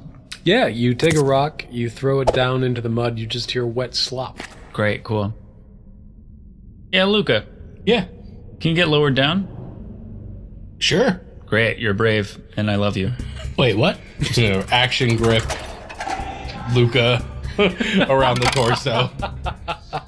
Hang over the edge. Yeah. And just try to lower him. Yeah, you let your slinky down over the edge. I just imagine it. You know, like when you pick up a cat or a dog by the scruff of its neck and just hangs there? That's Absolutely. just Luca right now. Yeah. Exactly. His little denim jacket. Luca, you are lowered down very gently, and you get down to the floor, the full length of your reach, which I've been kind of playing with, it's maybe 10, 15 feet. Yeah. Yeah. I think that's a fair estimate. Yeah. Would you want longer than that? No. Okay. Then 15 feet, you're able to get all the way down into the pen. And the floor is just literally mud. You get down there, and you see that it's muddy from a large amounts of activity that used to be in this area. This looks like dirt was kicked up, and the more that you're in it, you kind of smell like there's this dank rot of fungus and animal scat. And you realize that this isn't a normal part of the cave. This isn't naturally occurring. This looks like an actual pen. Uh-oh. But as you stay in it, you don't see anything and you don't hear anything. Hello? Simon? Eve? No response. Okay, I don't think I need to be down here anymore. I think we're good. We're good. Give me kind of like a perception check, but kind of build a pool to kind of get a more better understanding of your surroundings. Sense and sharps? Yeah, that's perfect. 1, a 4, and a 2. That's what I just rolled. Yeah, no, I was like, ooh. As you're in there, you're kind of panicking in this area. You still feel Rise's grip on the back, he's able to pull you out if you're in any danger. But you take a step forward with a slosh in the mud. You take another step forward, and with your vision, you're kind of able to see that the walls aren't nearly as muddy as the ground. I'm gonna reach out and just kind of put my hand against the wall. Just am I close enough where I can? Oh yeah, you walk over to the wall and you place your hand against it. It feels like dirt. It doesn't feel like mud. It doesn't feel like it's been torn up by any sort of beast or anything like that. It just feels like normal dirt. As you walk further down, how do you feel right now? What is Luca doing? Luca's very tentative, but also he's tentative to keep moving, but he's too curious about wait, why isn't this mud? Mm-hmm. So I'm just still feeling around to see if there's any change. Gotcha. At a certain point, you reach the length of Rise's grip. You have to make the choice of letting him let go of you or kind of staying with where you're at. I'm gonna call up hey Rise, can you pull me up?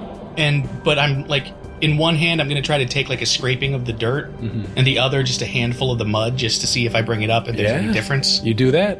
Excellent. You've got a handful of dirt, a handful of mud. You pull the boy back up. Yeah. All right, so the ground is all wet, but the wall is fine. I just hold out both hands in front of me like this. Can I grab some of the mud? Yeah. And eat it? Yes. Great. It is filled with dung. It is filled with viscous. It is filled with living animal feces. I don't know if that's healthy for you, bro. You pull that off the ground. Dude, you have no idea. Okay, do I get any sensory stuff? Some sensory stuff that you get. What is your... read this ability. Put to me one time. It is, so you gain a brief burst of sensory information related to the specimen consumed. So, like... Excellent. You are able to get a brief glimpse of spectrapede vision.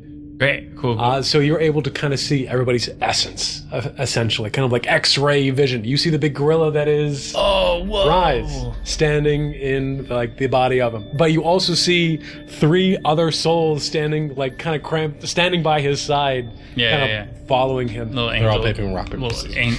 angels on your shoulder. Exactly. You see Luca's, and then kind of looking around, you see into the room behind you, into the sphere. You see that there's like this connection. Like you see these like lines of connecting all the runes that are moving, and every time that line connects, like moves from one rune to the next, that rune lights up, and so you see like that's how. That's why it's things bouncing from one thing to the next. You look down into the hallway, and you see some of these lines that are kind of bouncing off the runes. They get too close to the exit on this side of the room.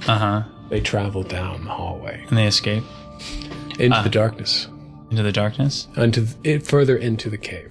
Wait, and can we make it into the cave? How big is that? You would have to climb down into the pit and then traverse. How big is the gap? You can't tell. I think the only person who's able to really tell is Luca, and even from what he was able to see, maybe 100 feet out, it kept going for a while. Okay. For the sake of... can I have a hot bone. Hot bone. I have that luminous bone torch. Oh yeah, you do. Yeah, but for the sake of clearing my tracks, I can try and throw it as far into the darkness as possible. You do that, and it lights up the room enough where you're able to see that there's about like a football field's length away. There is a steel wall that denounces the end of this pen. Is there a door or anything? Can I see? Or? You can't see from the length of the steel wall. The steel wall is pretty tall. Okay. What'd you see? I mean, it's just lit up. You can see it. It's just a giant. Dark vision means you can only see in the dark. Actually, yeah. If you light it up, he's blind. Yeah. Where'd everything go? Did you know that was there? No, I just can't see, so I had to light it up. What? You can't see? In the dark. So darkness is this, you might not have experienced. Maybe we should table this conversation for another time. Yeah, I mean, do we go through or do we go back up? I mean, I didn't see Eve or Sai down there, so I don't know I don't think they're down there or not, but do one check just above us. Is there anything above us? Go ahead and give me a roll for that. Or actually, you know what? You don't need a roll. What roll do you want? Above you, you see that in this area, the muddy area, that the roof of the cave kind of goes up forever. It kind of almost looks like a shaft, a fault line. And as it kind of goes up, you see glimpses of light, but far, far, far up above you. Does it look like natural light or electricity? You know that it's nighttime outside. Yeah. So you know that it's maybe not the sky, maybe not sunlight. Right. Give me a roll if you wanted more information. Sure. I have tides and hack. Hack? It's not going to be hack. No. You sure? Nah, that's not going to be it. I mean, I guess hazards. Identify unknown plant hazard. This isn't a plant hazard. Okay. Wave walk or sense? I'd do one of those two. Let's do wave walk. All right.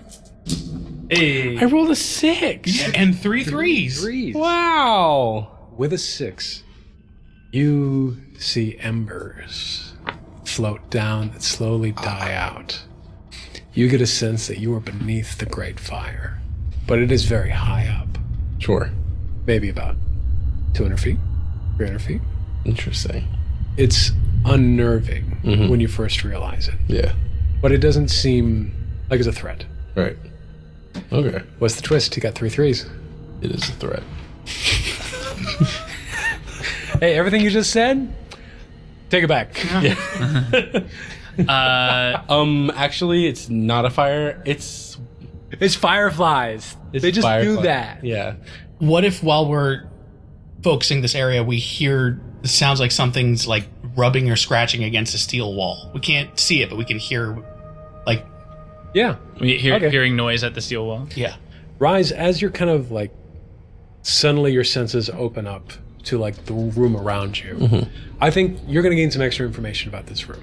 One is on the steel wall, you hear some footsteps of something, and it kind of catches you off guard. I think the fire is kind of like really heighten your senses, like you realize where you're at, and then you kind of hear like horror sounds of something moving across the room, and so you get more freaked out. And as you're kind of looking around, the one extra thing that you're going to pick up from this, because you got 3 threes, I'll give it to you.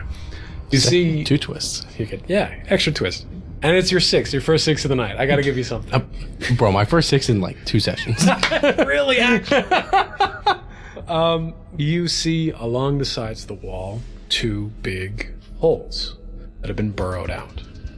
But it's really hard to detect. The reason why you guys haven't picked it up, even with your sight, even with the bone, is that it's so murky and dark down there that, like, I would imagine in a human, like, your pupils just widen up, just like, fuck, Right. like, everything you're picking up right away. Okay, gotcha. These hole burrows, are they as big as like the hole burrow? The spectrapede, yes. Okay. Well, not looking great. I think we got more of those spooky beads over yonder. I mean, or it's just the tunnels they dug. I'm kind of hearing a little bit better. Well then, should we go to that wall and try and see if we can? I mean, Let's take stock. What does everybody have? I'm holding a handful of dirt still. You can probably put that down. Are you sure? Yeah. Okay. Do you have any more explosives? oh, to like fight one? If we need to. No, nothing. I have only a spectrapede egg, which I could probably turn into something, but I kind of want a pet. I mean, I still have the map that none of you seem to hear. Yeah. Are you sure that noise isn't the map? No, I'm in truth not sure. Reasonably. Can I check and see if there's another spectrapede? Since we're close to the room of protection. If you'd have, in order to do that, you'd have to enter the pit. I have an idea. Okay. Without entering the pit, I want to take the spectrapede mandibles and I want to bang them together as if there is a spectrapede. Just like hearing that. Lucy, I'm ho. Just like, Playing them together. whatever, like where it's like this. Oh, that's a guy talking. Give me a roll on this. Yeah. I want to. Can that be? Can I do a raucous spit? Because it's and sharps. Because I'm. If you do an actual language. Well, it's the information you get about raucous spit is specifically hunting and conquests. Okay, actually, yes, you will be able to get that because that is. It's beast, birds, and hunting conquests. Absolutely. Yeah. Okay, and so what is your It's pool? not going to be It's gonna knock. So it's raucous spit and sharps. Okay, perfect. Yeah. Roll 'em. And if something shows up, we'll go to that ring of protection or that room of protection. Yeah. Right? They got enough stuff. Ha-cha-cha-cha. Hey, a 6 and 2 threes. 6 and 2 threes. You clang those things together, and it's actually pretty good. Vennick does a really good impression of a spectrapede. Oh, not again. Yeah, considering that you guys had just heard it, and then Vennick does it like he's calling it like a wild animal. It's like, Jesus Christ, what are you doing? Okay, Snow White. Nothing happened. Nothing happens. Nothing happens. All right, guys. And I'll give you the twist on this one. I think the twist is you call it a beetle. There's a big yellow beetle, probably about the size of like you. Oh, great. Like this golden back. It crawls out from one of the holes, and like kind of rushes over to you. But then realizes what you are. I think quickly rushes back into the hole. Can I grab it and try to ride it over to the steel wall? You jump down into the pit to try to ride it? Oh, it's in the pit. It's in the pit? Yeah. Yeah. So it's a big one. Yeah. Yeah? It's like a man-sized horse. Yes, it is. Just for me. Roll for it. Get your feet. Okay, what do you... You know what? The twist happens. You're able to jump right on it. Yeah, Cool. That's part of the twist. You want to jump on it, you jump on it. I'll jump on it. You see your friend Vennick, basically summon a small beetle, small, in quotation marks, jumps down on it. It tries to scurry away, knowing that it's like, oh shit, no, not this. No, you get here. No, I got You land on it. You grab its antennae that are sticking out of the top. The of its head. little rhino horns. Yes. Yeah. And yeah, you have control of it, and you just kind of start stomping on over to the metal wall. You guys see your friend do that. You want us to wait until you can have information to bring back, or should we follow you? It might be too loud for me to call over, but yeah, maybe. Can you summon one of these guys? No. Can you swing? Can you launch yourself? Can you... Just gonna get my rock'em sock'ems and just try to... I also have rock a spit. Roll it. What did you do? Rock a spit and what? Sharps. Cool. I have rock a spit and iron. All right, you're pounding your bottoms together. You try to imitate the sound. It's a 5 and a 3. Hey. It's not as good, but you kind of get the gist of just kind of like you're clacking the two things together and going blah, blah, blah. Another beetle comes out from the other hole. It is significantly smaller, though. This one's for you, bud. I'm going to toss Luca onto it. Luca, I think you're able to glide down onto it without any issue, and you start walking along the path. I'm going to try one more. All right, try it again. Two more. I'm going to do the G.I. Joe hands, because that's more plastic. Gotcha. More clappy clap. Still 2 die. Hey, no. I'm so impressed that my players do not want to just walk in mud. He said it was a pitcher plant. Yeah, I know. As soon as I said it, I was A like... 4 and a 5. A 4 and a 5. Still another small one. Another one comes out, but it looks a little overweight. Like it's been eaten really good, so it's a little slower. Got it. But it rushes over at the sound of like, oh, food. This one actually speaks. Oh man. Yeah. You jump on down, you hop onto the beetle. You guys open the door. Congratulations. Hey, we had to go all the way across. You said a football field away. You guys did You said it was a half mile. half mile away. You were pushed away further than this hall. The fire's about 200 feet up. Yeah. Fire's about 200 feet up. I was pushed over 2,000 feet away. To the other side of the fire. You had to walk around. Oh, no. You guys ride. Maybe we should use the metric system. Fuck you. Oh, no.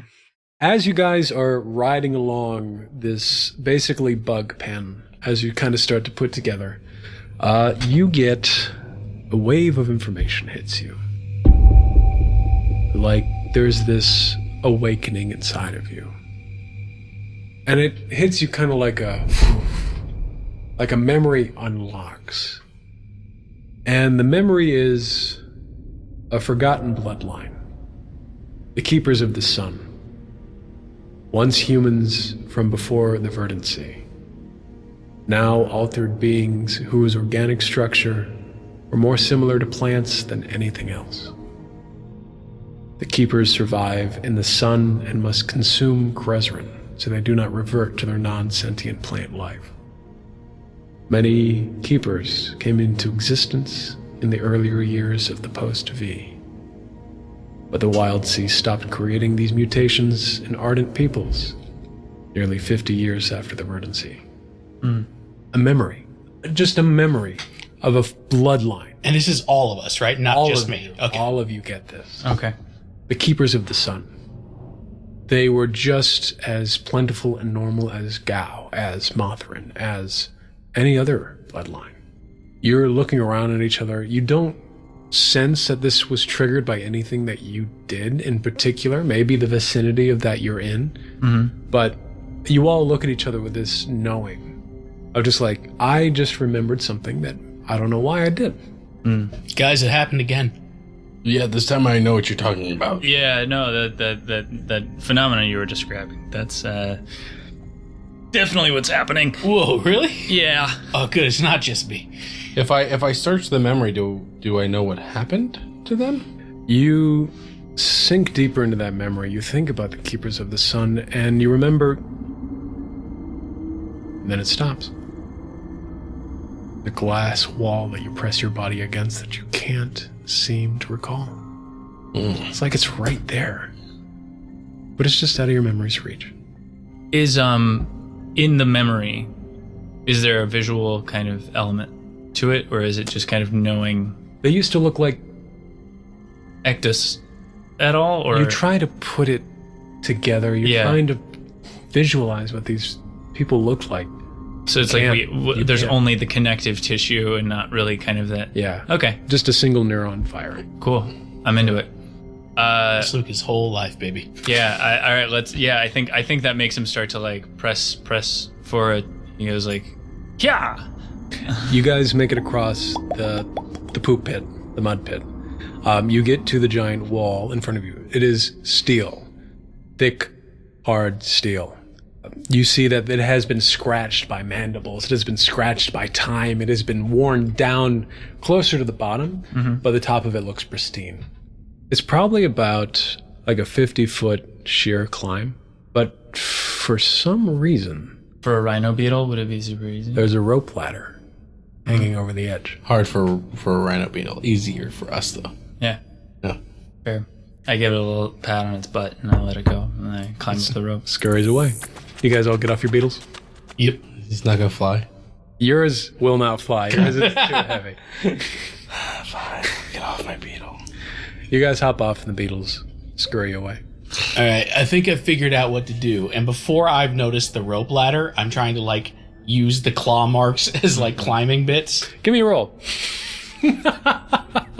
He's just like bouldering. Yeah, I see him start to boulder, and I'm just gonna like, while he starts, just like have hands like lowering with him just for a second or two. Yeah. Be like, okay, buddy. Yep. Yeah. Okay. There we go. Grace and vault. All right, perfect. Do it.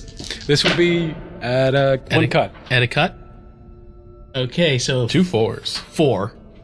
A 4. 4 is a conflict. You were able to get maybe about 10, 15 feet up, and then your foot just slips. But you don't hurt yourself because Rise was able to hold on to you and catch you as you fall. I think I'm floating. Hey, hey, buddy. Gonna move him to the rope ladder. Yeah, then you notice that there's a rope ladder. It's like 3 feet over. Thanks, Reverend. You're welcome, Captain. You climb up the rope ladder. You know, I gotta get a cool title sometime. What kind of title are you thinking? Oh, well, I don't want it to be ingenuine. Surgeon? Doctor? I've been called that. Yeah, I've been. Okay. Well, yeah, we'll think on it. Dude. We'll see what I earn. Maybe not dude. You're getting close to a doctor. Maybe not in the most savory of medicines, but Yeah, you know, I could, whatever a doctor is, I could probably do it. Whoa, you never doc- told me you're a doctor? Yeah, Dr. Wallace. Dr. Wallace does sound good. Where's the Wallace come from? That's his name. That's my last name. Vennick Wallace. Vennick Oh, Wallace. I thought it was your first name. No, man. So close. My apologies. You guys climb to the top of this. You climb the rope ladder up the solid steel wall at the very end of this bug pen. Eventually, with great might and strength, you reach the top of the wall and climb up onto the solid steel platform. Emanating from above you through the cave wall, the ceiling, you feel an intense heat. This section of the cave feels warm and dry, almost unbearably so. You look forward and see a cave that has been transformed into an amphitheater. Great gray walls with stalactites hanging from the ceilings give the room an ominous feeling of great importance. The oval amphitheater tears down into steep increments, easily looking like it can house hundreds of people at once. At the focus of the cave, the very center of the amphitheater, is a massive, geyser-like formation that fills the room with an eerie, opulent light.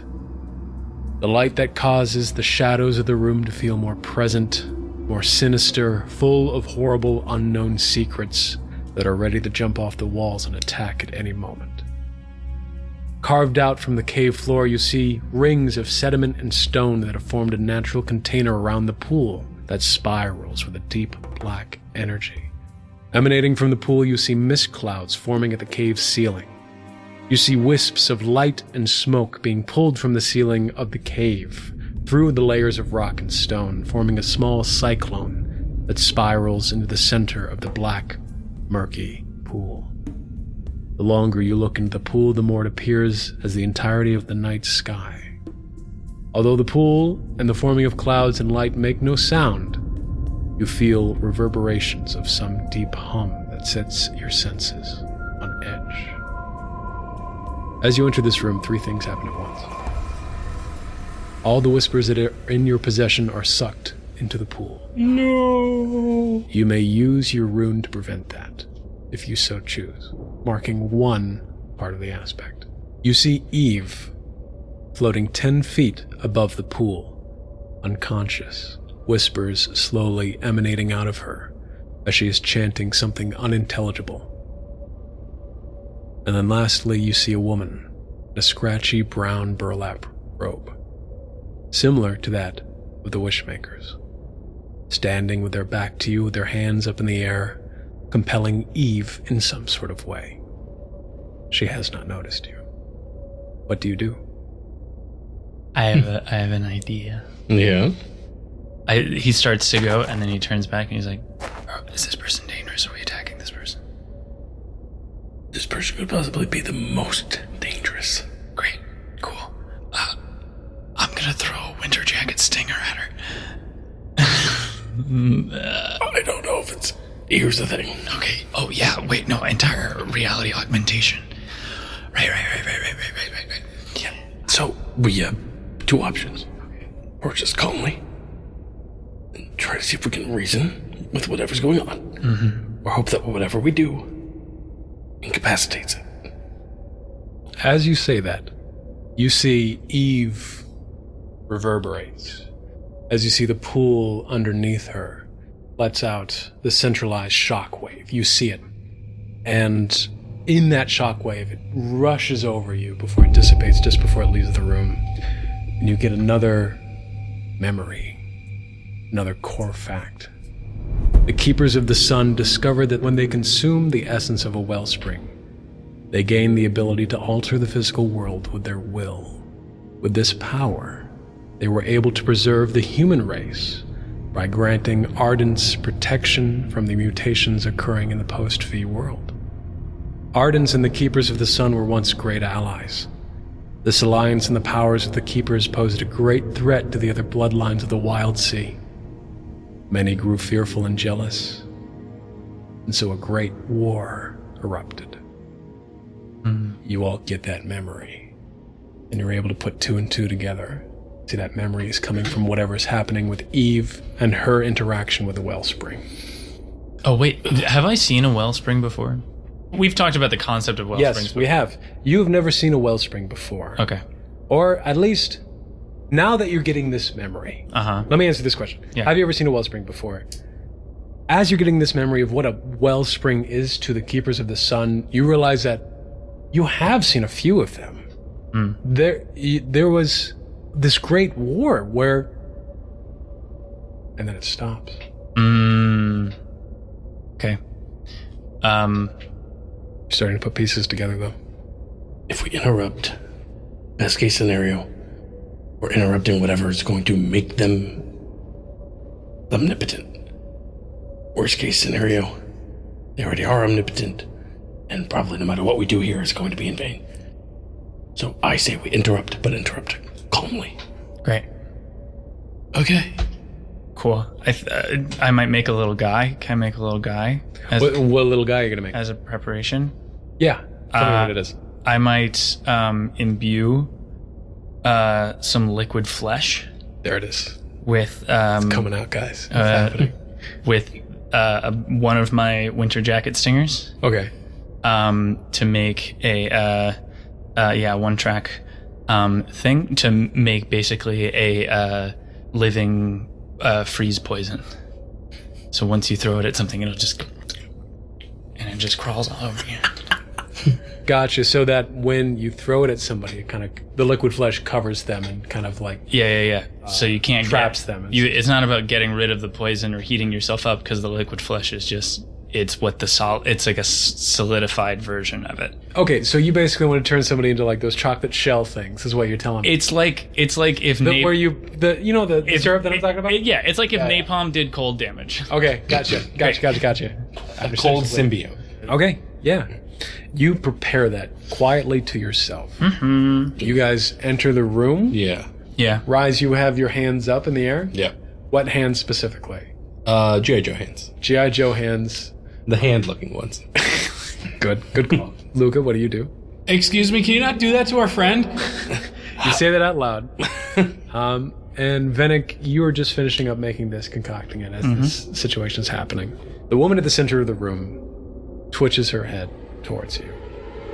As you enter the room, you hear the grinding of stone against metal. You look to see the source of the sound. You turn around behind you and you see that the entrances and the exit rooms are being sealed. The woman yells without turning her head, her voice echoing off all the walls around you. Hello, brave and lucky sailors. She turns around with a big flourish. You've discovered the room where one of the trinkets is hidden. I bid you congratulations, but there is a chance you may not leave this room alive.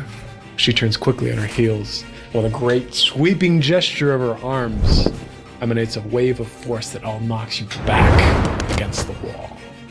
Ow. Let's do a little crazy little initiative here. Okay. So everybody just give me one die roll. All right, so Luca's going to go first, and then it's going to be Vennick, and then it'll be Rise. And Will is last. And Will is last, but he's not in this room. You do not see Simon anywhere. Okay. Excellent. You see, as she does this, it doesn't ruin any of the concentration that she was having on Eve. So Eve is still hovering above the pool. Some things about this room. The distance between the center of the stage to the players when they enter is roughly 50 feet, very far away. There are 5 tiers total to the amphitheater. There are stairs at 4 points, making an X that intersects the ovals that lead down to the main area. Otherwise, the levels are roughly 3 feet tall, creating difficult terrain if you're not using the stairs.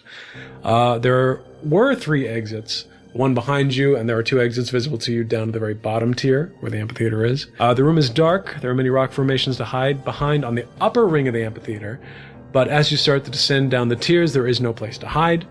The pool itself is 20 feet wide, elevated from the floor by about 5 feet. Someone would have to climb over the wall to get knocked in or thrown into the pool from a higher tier of the amphitheater with enough force. So, with all that information, Luca, what are you doing? I have the tape that I had put in when we went down there initially. Yes. With everyone. I'm getting ready to plug in. I haven't plugged it in yet. I'm starting to approach this woman. It's like, can you please let our friend go? She smiles at you and says, I cannot let your friend grow. It is very important that your friend is here. She's giving you so much information. That's her job, right? It is. Then can we have the trinket then? She kind of pauses and she waits and says, you don't want to fight. You don't want to have any fun. You don't want to scuffle for it. We can. We're just really tired. At least I'm really tired. Oh, you guys had no fun. I immediately start sprinting at her. There it is. Oh, boy. Luca, do you do anything in your turn as you see Vennick Seeing that this is apparently getting violent, I pop open the tape and just flip it to the B side real quick to put it in, because now it's going to be a different song. Yeah. I hit play, spread my wings, and the Pixies' Wave of Mutilation starts playing. Perfect. Vennick, that cues you. He's gonna try to throw the cold flesh. So yeah, he just tries to like lob that, and then if he can grab some cover, but I think it's more just like, hey, here's this thing that's gonna hopefully just slow this person down. Gotcha. From the top tier of this amphitheater, you rush over. I think taking the stairs. Taking the stairs? All right, you jump over to the stairs, you dash over to the stairs, and then you throw at the woman. Go ahead and make a roll. I think it's weirdly outwit and instinct Yeah, instead of. I believe it. And I normally You're charging into battle. This is the heroic, like... It's just like the full sling, like the movement of his arm is almost like obscured by the long, like oarfish tail on his head and stuff like that. It's like one of those like full discus throws. Yeah. Yeah. Roll him. Alright. Yoink.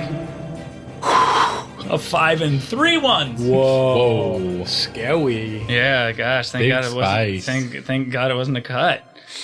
You throw the goop at her, and everything about this situation kind of feels like she should be able to avoid this. Like, if she's who I think she is, Yeah. she should be able to avoid this. But she doesn't. She kind of, as you throw it, smiles this really toothy grin. Her eyes go wide like, all right, let's play. And it hits her straight in the face. Ooh. It kind of like pizza pies out a little bit, like as like it like kind of widens out to where it's like the full, when they toss the pizza dough. Yeah. Yeah. It's just Excellent. And so the effect that it has is it just kind of like wraps around her. yeah. Gotcha. Yeah, she's completely blinded. Oh, well, and also has the little turn you into ice cube stuff in it. Gotcha. I think that'll be the conflict. Yeah, of this yeah. roll, is that it just hits her face and it stops. Okay. She stands there motionless, like barely reacting to what is happening to Great. her. What is the twist? What if, as he, like you said, you threw it and it kind of like pizza pied out and hit her? What if, as it hit her, a glob of it like broke off and landed on Eve? Absolutely. Yes. You So, I guess that You is rolled three that is a ones, 3-1 twist. Yeah. It hits her in the face, and it splatters out, and a little bit gets on Eve's foot. It clings to her. You see that bit is actually doing what it was meant to do, and it kind of climbs over Eve. And the next turn, you see that Eve's like lower half will be completely consumed. Great. And then maybe a turn after that, Eve will be completely consumed by this. Great. Is that kind of what you're picturing with this? Yeah. Yeah. How did we get rid of it the last time? Good question. I think it's Dylan's turn. Yep. All right, Rise, you are up. You see that. What I hear is, you mean it's no longer my problem. All right, great. Exactly. I don't remember how we did. Rise, what would you like to do? You can explore a hot cousin. Looking through notes, I just have that 5 times. Yeah, I just have you could explore a hot cousin 5 times. Why is that underlined? I've got mine circled and then several ideas I don't want to read out. I drew a small sketch of anyway. Okay. Is there anything in this room that is loose? Not exactly. This seems Vennick's pretty morals. Yeah, Vennick's morals. The surroundings around you is pretty sturdy. Stone. How high in the air are both the figures? You see that Eve is about 10 feet above the pool, which is 5 feet off the ground, and you see that the woman is just standing in the middle of the amphitheater. Copy. She's not floating at all. Okay. There are stalactites hanging above them, and maybe with enough force you can knock one of them down on top of the other people. Sure. Don't know how to do a single force stalactite. Like, how to get one without getting all of them. Right? I mean, that's kind of the dice's call. That is the dice's call. I don't want to do anything that's going to hurt anybody. Also do have souls at your disposal. I do. Time to resource gather. She's like blinded. She's currently blinded. How far away is she from me? 50 feet away. Couldn't make it at this turn. No. You get halfway. You have long range, don't you? I do. Do I think I could move up and do a long range? Yeah, why not? Yeah. Yeah. Cool, great. I think, if you close the distance, you got 25 feet away, I think you could absolutely throw a punch. Okay, cool. Or I'm not going to try to throw a punch. I'm going to try... have your harpoon gun on you as well. I do have my harpoon. I completely forgot about the fucking Like I said, we're resource gathering. Blind you with binding flesh. Harpoon. Yeah, I'm going to try to close the distance. Okay. G.I. Joe hand's still out. Yeah. And just going to kind of sideswipe her into the pool. From where she is, she can't be really pushed easily into the pool. You'd have to lift her up and throw It's her. an above ground pool, right? Yeah. 5 foot ledge. It also makes them perfect beings, right? Interacting with the You know that if this is who you think you are, Keeper of the Sun, that this pool gives them the ability to grant wishes. So I'm going to try to grab and pull. Okay, gotcha. I'm going to Make a roll. play the big claw game. Can I convince you to break irons? Break and irons? Yeah, an attack, but one that's like trying to restrain. Gotcha. Break. Yeah, I think so. I think that's good. Yes. Cool. Roll them. And we'll increase the impact of this because she's currently blinded. Great. Yeah. That just means I roll and it has greater effect. Yes. Cool.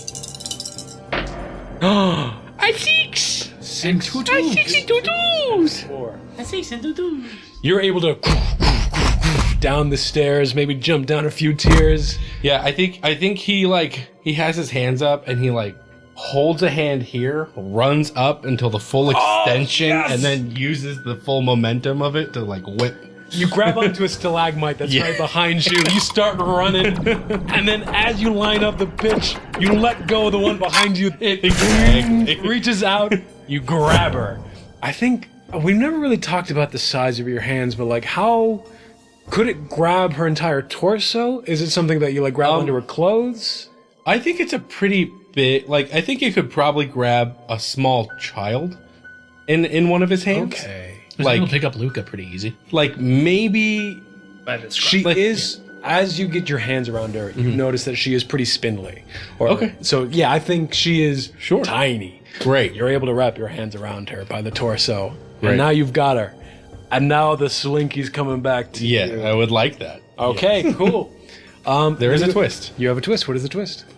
I mean, I want to give you a whisper, but also if whispers are being kind of given and taken. I'm not going to say any whispers in this room. Yeah. That's what I was gonna. Okay. I'm thinking, what if because you were running forward with this, what if as you did it, a chunk of it came off with it and kind of went by your hand and didn't necessarily hit her, but hit against the side of the pool. Oh, okay. And maybe started a little crack in it. Gotcha. That sound good? Sure, we're slowly breaking the pool. Okay, sounds good to me. Cool. As you let go of the stalagmite behind you, I think just as you were letting go, the stalagmite actually just kind of gave. Sure. And so sent it flying. You were able to grab the woman out of the way, and that stalagmite just kind of tumbled down the amphitheater behind you in cool badass action movie way and rams into the side of the pool. I'm going to create a 3-mark track of structural damage. Pool health. How much HP does the pool have? Cool. I'm going to give that 1 mark. Great. Excellent. Wonderful move. In this moment, as she's coming back at you, she just bamps. Bamps out of your grip. Yep. Like a Nightcrawler. See? Resource collecting. We are learning. And literally the mud mask that was there, just kind of she leaves it behind, and so it just kind of falls to the ground. She just appears right in front of you and says, "You really didn't want to fight, did you?" Ma'am, respectfully, I'm knackered. I would just like you to not be doing what you're doing to our companion. And she puts her hands on your shoulders and says, "Just give it a few more minutes. Just give it a few more minutes." And as she says that, you see Eve lets out a go, "Ah!" as another pulse echoes from the pool. Something drains out of her, and you hear the pool start to bubble, to boil up. Something's cooking. And then you hear that wave, and it rushes over you guys, and you get some more information. Keepers had 2 weaknesses. Their first weakness was the source of their power, the wellsprings. Wellsprings were naturally occurring geysers of supernatural power that catches whispers and turns them into wellspring essence. These wellsprings can only be found on solid ground, which means in many instances at the very bottom of the wild sea. For this reason, gathering the essence of a wellspring is an incredibly dangerous, if not impossible, feat. You look at the wellspring in front of you. This is indeed at the bottom of the ground. How deep are you? Luca, you're up next. As this hits Luca, the wave of information and comes back to where he is. So now the woman has like teleported right in front of where Rise is, right? Correct, yes. And I believe that you are still standing at the top of the top tier where you first entered. You haven't moved at all? I maybe just a little bit down, but not too much further. Like as I was talking to her, I was walking forward, but Gotcha. I think at this point, Luca breaks down on all fours in kind of a run. And his objective in his mind right now is to move Eve from where she is. So I'm probably just trying to get to the podium or the main stage. The middle of the amphitheater. Yeah. Do you want to glide there? Do you want to run there? How do you want to do it? Yeah, my plan was like from getting to off the ledge of the upper rung where we are and just kind of push off and glide there. Perfect. Give me a glide. All right. Do Flourishing Grace. 4, but 2 1s. A 4 and 2 1s. You run on all fours, get as much speed as you can, you push off the ledge, you spread out your wings, the music is still playing, you glide over Rise, you guys just hear music kind of like echoing. The acoustics in this place is amazing.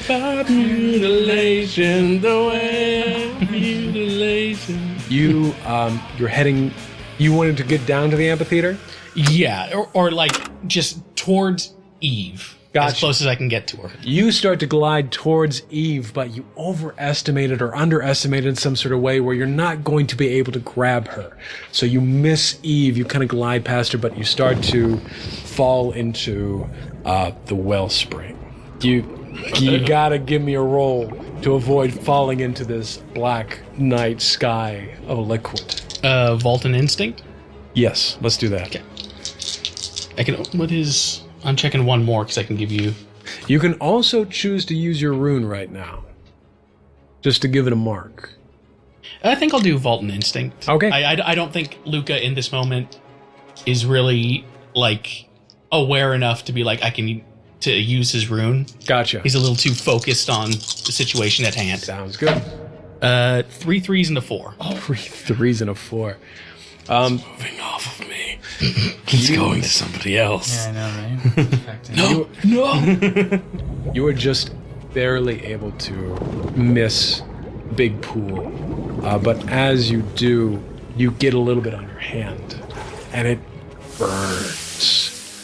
To most sailors, when they meet Krezerin, like on their raw skin, it is a burning sensation after about 10 minutes. But for you, it is instantaneous. Immediate damage.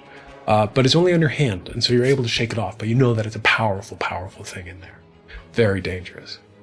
Don't touch it. I believe you got 2 twists out of that. Yeah. So what are the twists that he's got here? After he touches the Krezerin, he slaps the freezy part of her, and then it melts the freezy part off. It melts the acid off.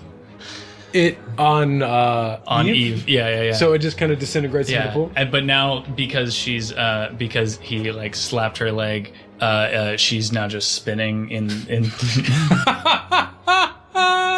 the air. Yeah, cool. That's exactly what happens. We have What a perpetual motion machine. What a literal twist. Perfect. Excellent turn. Vennick, we're now at you. So now she's closer than she was earlier, right? Yes, I think you guys are both in the same tier. Yeah, because we were running like parallel. Yeah. Okay, so I'm gonna cut back in. Can I use cut chart and attack in the same jam? Yeah. Cut chart is just kind of like you. You have systems in place to expedite the removal of the most useful part of anything, turn conflicts into triumphs when using concoct to assess resources or weak points, whether alive or dead. Yeah, I think this is kind of like the assessing and then the attack. Great. Absolutely. Cool. So this is going to be sharps now that he sees like, okay, yeah, we're figuring out what she can do. Gotcha. Kind of thing. And while they're having that little convo. All right, cool. So that is a 1, a 2, a 3, and a 5. Excellent. And so that turns into for the conflict into a triumph. Perfect. You are assessing with your newfound information what is going on about this person. Hitting them is they're just going to shrug it off. How do you deal with somebody who can bend reality? Yeah. And you're thinking about this, and then you realize your newfound information. They have a limited resource, which is their wishes. They need the wellspring to resupply. As far as you can tell, she's used 2 wishes up already. Yeah. You don't know what the resupply is, but you suspect that she needs to get back to that pool if she runs out of wishes soon. Yeah. So you're aware of that. Cool. Great. So this is like as Vennick is like sprinting down like the walkway of the like the seats. You guys are like in the middle of the seats of the So like it does just sprint down, kind of does a slide into pulling out the drinking thorn. Yeah. And is just gonna try to. He has a theory that maybe the wishes are kept in like the kidneys or the appendix. So if he can get That's where all the wishes are kept. that's what in good boys and girls. Well, as far as he knows, Yeah. that's like he knows that the appendix is a vestigial organ. So he's like, okay, so maybe if this is what it's for. so maybe this is where That's why you got to get it removed. If it explodes, your body just fills with wishes. exactly it fills with wishes and sepsis. So I think he's gonna like, because if she has to spend a wish to try and get more like wishes back, then he's gonna try and extract a little bit of a wish, or just like something that she wants to keep in her body. Okay. Because if she has to expend a wish to Gotcha. do it, then Do it. great, cool. Roll it. Yeah, I love this for you. thank you. I need you to know I really want a 6 right now. The 1, a 5, a 5, and a 6. Perfect. You rush over, you slide in, pull out the drinking thorn. You're like, appendix, wishes, obviously. Yeah. And she turns into you and smiles like, oh, what are you gonna stab? Plunge. She goes, whoa! And I keep running. I go, whoa! You pull out, how, your drinking thorn, what does it look like? Yes, it is part of like a test kitchen kind of thing, but it is made out of like a massive Leviathan Viper fang. Yeah. That's been sharpened on like it was sharp on one side because that's just how creepy monsters are, but then it was sharpened on the other side. Gotcha. Basically like a pneumatic plunger on the end of the handle. Can you see into it? Is it transparent or is it just like a big bone? There's like a because the plunger is like a second piece of it that's been inserted. There is like a clear tube that has like an opening in the bone. Gotcha. Kind of like a valve that you can see on the side. Yeah. So I can kind of like look into like the clear. Gotcha. Yeah. You look into it and you just see pure golden liquid light. Great. Glowing out of it. Great. Like through my fingers because my fingers are holding the handle. Yes. Okay. Fucking sick. Very much so. Yeah. She's pissed. Yeah. And just keeps. It worked. It just keeps. And you got a twist. I feel like the twist is he pulled a wish out of a motherfucker. No, that was his goal. And he got it. He got the 6. I go, the wish is in the appendix. What do I do with that? She now has a hole in her appendix. Did she only have one wish in there? Because if not, what if like that light is kind of spreading out of the hole over her body now? You, I will say you sucked the last wish out of her. Okay. So Right. If I had a nickel for every time I've stabbed someone in the appendix. I'll go with that though. The twist is instead of light bleeding out of her, I think you start to see like, oh, a wound, like an actual wound. She's bleeding from the place where wishes is stored, and she can't do nothing about it. I think the twist is that this is going to have a lasting impact on this encounter. Cool. All right, yeah. Excellent. Yeah, you see Vennick fucking slide, go yoink, and she goes, no! And Vennick keeps running. It's your turn, Rice. She looks at you and goes, Yeah, I look at her. fuck, help me.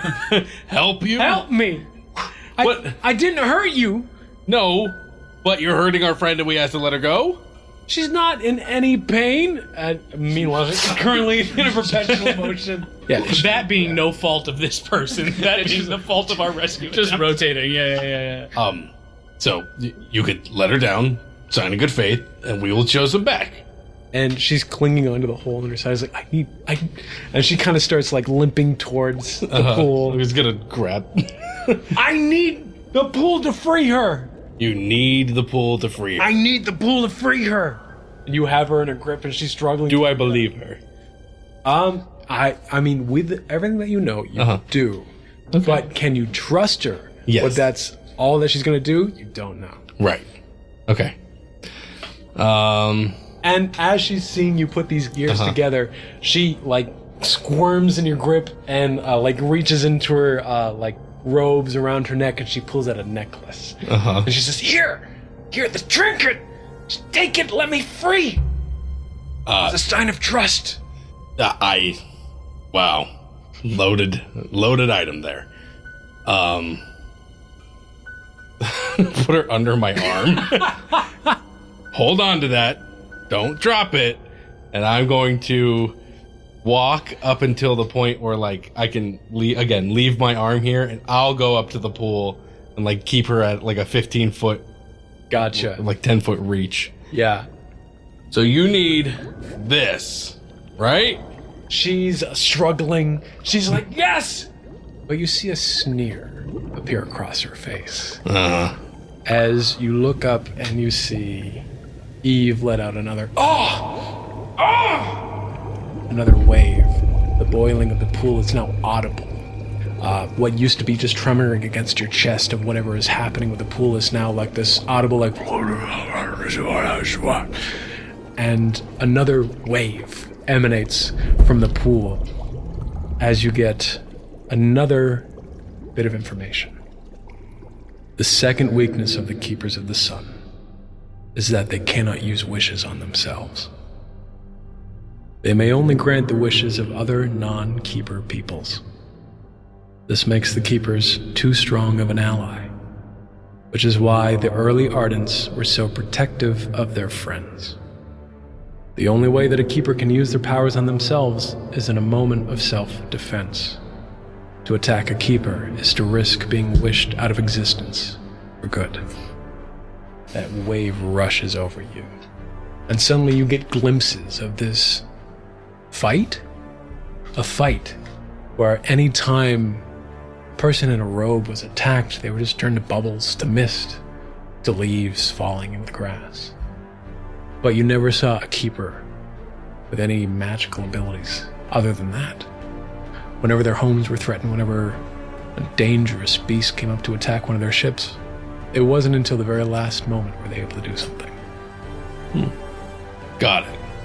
So, Does she know that we all got that bit of memory? You can. Do you say that out loud? I mean, I just looked to her face to be like, did she just go like, As you're kind of like getting this information, you look over to her and she looks over to you, and she just gives you this like sinister like, you know. And I just give the biggest little stinker face, just like, oops, I know now. You fucking idiot. He's like, yeah, keep her. So this is why you wanted us to attack. Yeah, all right, cool. It's entrapment. That's entrapment. That's entrapment. You. You're a cop. You gotta tell us. We don't know what cops are, but you're one of them. Yeah, there was a preview thing people looked very down on. Hey, ma'am, you've got to tell us if you're a cop. Luca, go ahead and give me one of your sharps rolls. Sharp? And add okay. add whatever other aspect you would like. Is this for a specific like memory thing or something? Because I want Put to add together a something. memory thing, yeah. Everything. I'm thinking. Would sharps and sense? That makes sense, right? Sharps and sense, yeah. Hey. 654. You get this information just as everyone else does. And you remember the beginning of this encounter. As you're putting this together, like, they can only act in self-defense. And you remember that when you started this encounter, you only asked to let your friend go. And the room was sealed with a wish. That doesn't make any sense. The hell? The most non-threatening member of this team caused a Keeper of the Sun to make a wish happen? Defensively? That can't be. It's something's wrong here. Something. She laughs out loud. Oh, you're putting it together. Again, she's pinned down by Rise. Rise is standing in front of the pool. I mean, well, question. Yes. Is the boiling... The pool is now at its most intense. You see the smoke, the storm clouds in this room are now at their thickest. You see like kind of lightning starting to form at the top of this ceiling. The whirlpool is starting to cease. This typhoon where whispers were coming in through the ceiling is now coming down to a boil where it's just meeting down to the pool. Something's about to happen. Reverend, I think the pool's bad. Gosh damn. I think she's manipulating the will of Eve to make Eve wish for bad things to happen. You think she's she's having Eve grant the wishes? No, she's granting Eve's wishes. Yeah. Eve's asking for wishes, she's granting them. Yeah. Got it. Is that why they created a new people? All the Whisper Keepers. Then why wouldn't they just use the people they created to just do whatever they wanted? I think that's what they're doing. I think this is the beginning of that process. Why is this one acting alone? She needs the pool, right? And at this point, because I've looked at the well, I've noticed the crack, and I saw the stalactite that hit it is just lying there. Yes. So, putting together the pool's bad. Luke is gonna grab the stalactite and just swing it at the pool. Excellent. You swing it at the pool. Go ahead and give me a roll for that. About flourish and grace. Yeah, I think that's good. Yeah. 6. 6, 2, 1, and a 5. Yep. With a 6, you're able to pick up this pillar with like a Herculean strength, and you bat it against the already cracked spot. Loud thud gets everybody's attention. You see Luca just taking this massive, like, cartoonish boulder, smash it against the side, and the crack grows bigger. You start to see some of this essence is now, like, spittling, dribbling out of the pool. Oh. And you hear the woman go, "No! Then let her go. I can't! I'm out!" Can I try to grab Eve from where I am? Or is that too far? Yeah, go for a grab. Make a roll. Make a roll. She's about 10 feet away. About 10 feet away? The roll really is for the finesse of making sure that you don't drop her in the pool and that you don't get coated in whatever the pool is. Sure. It probably makes the most sense, even though I don't like using it. Flourish and iron? Yeah, sounds good to me. Cool. It's only 2. Uh-oh.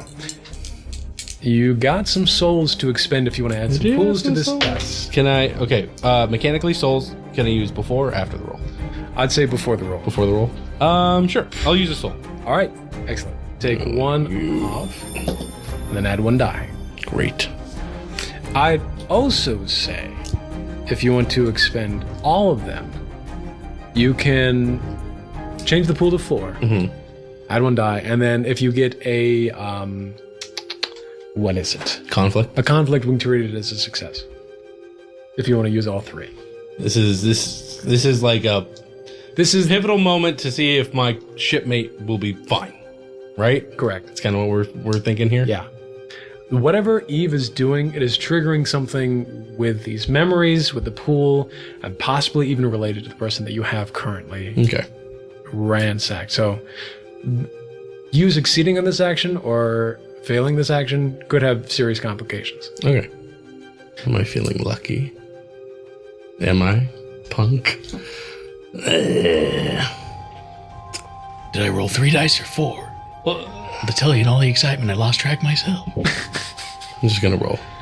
You're gonna roll 3 dice? Yeah. All right. I want to see what this cool thing is. All right. Cool. I might be dead before I get to use it, but I want to see what it is. Eve be damned, I'm gonna see what it is. Good. Eve stabbed me twice. You're fine. Oh, you got a 6, a 3, and a 4. You got it. Didn't need all that. Jiminy Cricket. You got the devil's bargain, and you said no, and you got it. Yeah, that's right. I love it. With one arm already outstretched, holding down the supposed keeper of the sun Right. in this room, you take your other arm, stretch it out, grab Eve with your action G.I. Joe hand, and pull around. As soon as you get your hands around her, she just drops down like a rag doll, like she's being pulled out of like a magnetic stand. Sure. And so much that like she drops rag dolls, but you're quick enough to pull her out before she's able to touch any of the wellspring goop in the middle. And suddenly that boiling, that sensation of storm starts to bubble over, and you feel that reverberation start to beat against your chest like waves and waves of sonic booms. Clutched beneath your hand, the woman, she starts to laugh and snicker and go, "It's too late! It's too late!" As the last sonic boom emerges from the pool, all of you are knocked back off your feet, and you get the last memory from this pool. The Keeper of the Suns lost the war. The other bloodlines of the Wild Sea were able to take control and cut off their wellspring supply. The last Keeper alive, in an act of self-preservation, wished for the memory of the Keepers of the Sun to be forgotten entirely by all of those on the Wild Sea, thus protecting himself and those allied to the Keepers at the time. His wish by law of the Keepers of the Sun did not affect himself. The room around you begins to shake as you see a pillar of light erupting from the wellspring at the center of the room. From the light, a great multi-legged beast emerges, burrowing out of the ground and straight into the ceiling of the cave. The beast pierces the ceiling, completely annihilating the jagged rock and stone, piercing through it like tissue paper. As soon as the creature breaks through, you see torrents of fire begin to rain into the room. The ceiling continues to collapse as more and more burning roots and ash pour in. The heat begins to burn as your vision goes black. And that is where we will end Season 2 of Roleplay Game. Whoa!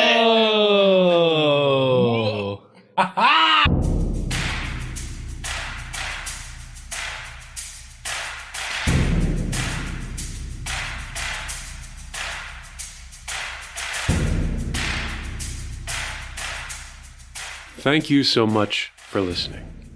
I want to give a huge thank you to everyone involved in creating Season 2 of Roleplay Game. Featured in this season of Storm of Whispers is Dylan Blardinelli, Sam Gulo, Will Mercer, Michael Thomas Grant, and yours truly, Joe Prada. Music and sound effects for this season have been provided by Epidemic Music and the various artists that are hosted there. Our theme song was composed and lovingly provided by Jimmy Marino. Writing, recording, editing, and publishing for this season has been provided by yours truly, Joe Prada. Thank you so much for listening. We hope that you had as much fun as we did. We'll see you all again in Season 3.